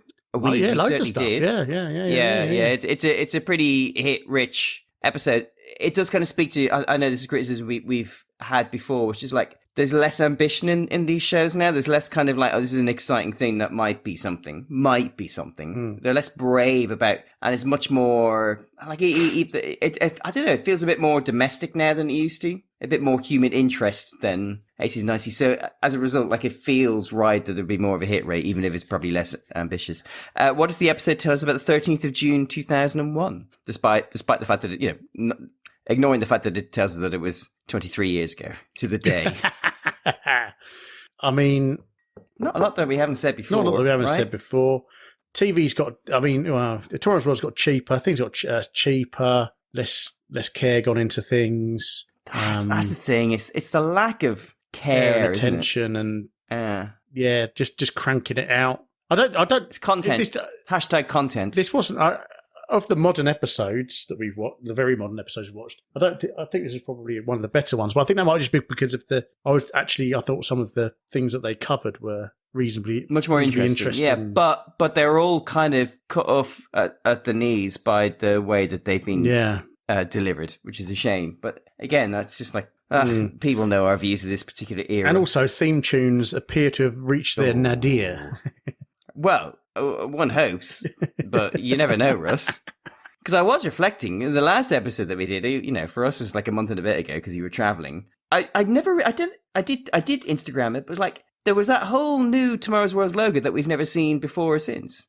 So it's distinctly possible that littered throughout this audit, we're going to come across these weird little odds and bods of theme tunes or logos that are just thrown out for a small period, fail, and then they pretend never happened. Yeah. Which I find exciting. Probably none of our listeners. So, fuck them. TV tropes, Russ. TW tropes, rather. Let's rattle through these then. Presenter having to speak over louder sounds. Well, I thought, although they do a good job of making her louder than the sound, I am fairly certain that Katie, when she's in that basket and they pull that burner, from her perspective, that is pretty bloody loud. Yeah, I'm happy with that. Yeah, I think you're probably exactly right. Something to do with oil rigs, nothing to do with oil rigs. Suspiciously obvious brand name on the ad-free BBC. I mean, no, I don't think Heart FM counts, does it? I don't think so. No. If anything, let's sort of throw them under the bus, under the taxi. Clear and blatant lying. We don't get anything like that. Well, actually, yeah. I mean, I don't know whether Professor Gary is clearly and blatantly lying to her subjects. Yeah, sorry. Do you know what? 100% acceptable. No evil farmers. There's no casual sexism. There is casual sexualization, Miguel. C. No labs or space filled with darkness and coloured lights, but there are Dutch angles. Yes, yeah. No item presented from a gantry, thanks to the new set. Any lasers? You're normally very good at spotting lasers. No lasers this time, or and there's no magnets, no. There's no boats. Yes, of course there is. Miguel's on a boat. Oh, Miguel's on a boat. Travel to Shepherd's Bush? Well, 100%. Travel to Shepherd's Bush. Yes. I mean, yeah, and that's the end of the tropes. It's pretty light fare this time round. Though I am excited about the possibility of possibly entering a new Tomorrow's World trope, which would be incredibly exciting. Late era Tomorrow's World involves something to do in a supermarket, which I think could be very exciting. So that is something to anticipate, my friends. The only thing I have left to say is that there are 1,409 episodes of Tomorrow's World that have ever been broadcast, not including repeats. We have now successfully covered 41, Ross, which means that there's only 1,398 left to go. Whoa! Is that right? That makes no sense. 1,368 left to go. Oh, even less than I just said seconds ago. Really, we have to pick through the dregs now, Mark. That's the Slim pickings here on out, my friends. Now we've picked the cream of the crop for the first 41 episodes. It's all downhill from here. Well, Mark, I've got to go now because I managed to do a deal. I got in contact with old Dougie Maxwell. And I did a deal with him. I bought on the cheap a job lot of his pedometers. So yeah. I've got to create them. I'm going to donate them to Stoke Mandeville Hospital. Just so they don't make the same mistakes in the future. I feel the horse has bolted on that one. But anyway, enough of that nonsense. And thank you for listening. We'll get back to you soon with episode 42. Yeah. The meaning of life, Mark. Let's see if we could find an episode that tells our listeners the meaning of life. We've already done Douglas Adam, haven't we? Oh, we haven't we? Yeah. Yeah. I'm sure it'll be an absolute belter because obviously it won't be one of these modern ones because we like to move around the timeline. So the next one is almost guaranteed to be better than this one. Yes. And I would also, I'm going to stick my neck out and say with 100% fewer murder suspects. I cannot believe he has turned up in 2 episodes. I genuinely couldn't. I was gobsmacked. Anyway, yes. Well, we cannot guarantee that. No, we can't guarantee that. Yeah. But, it's an exciting thing to look forward to next time. Will they or won't they? But yes, until then, if you are on the internet, we will see you tomorrow. Bye.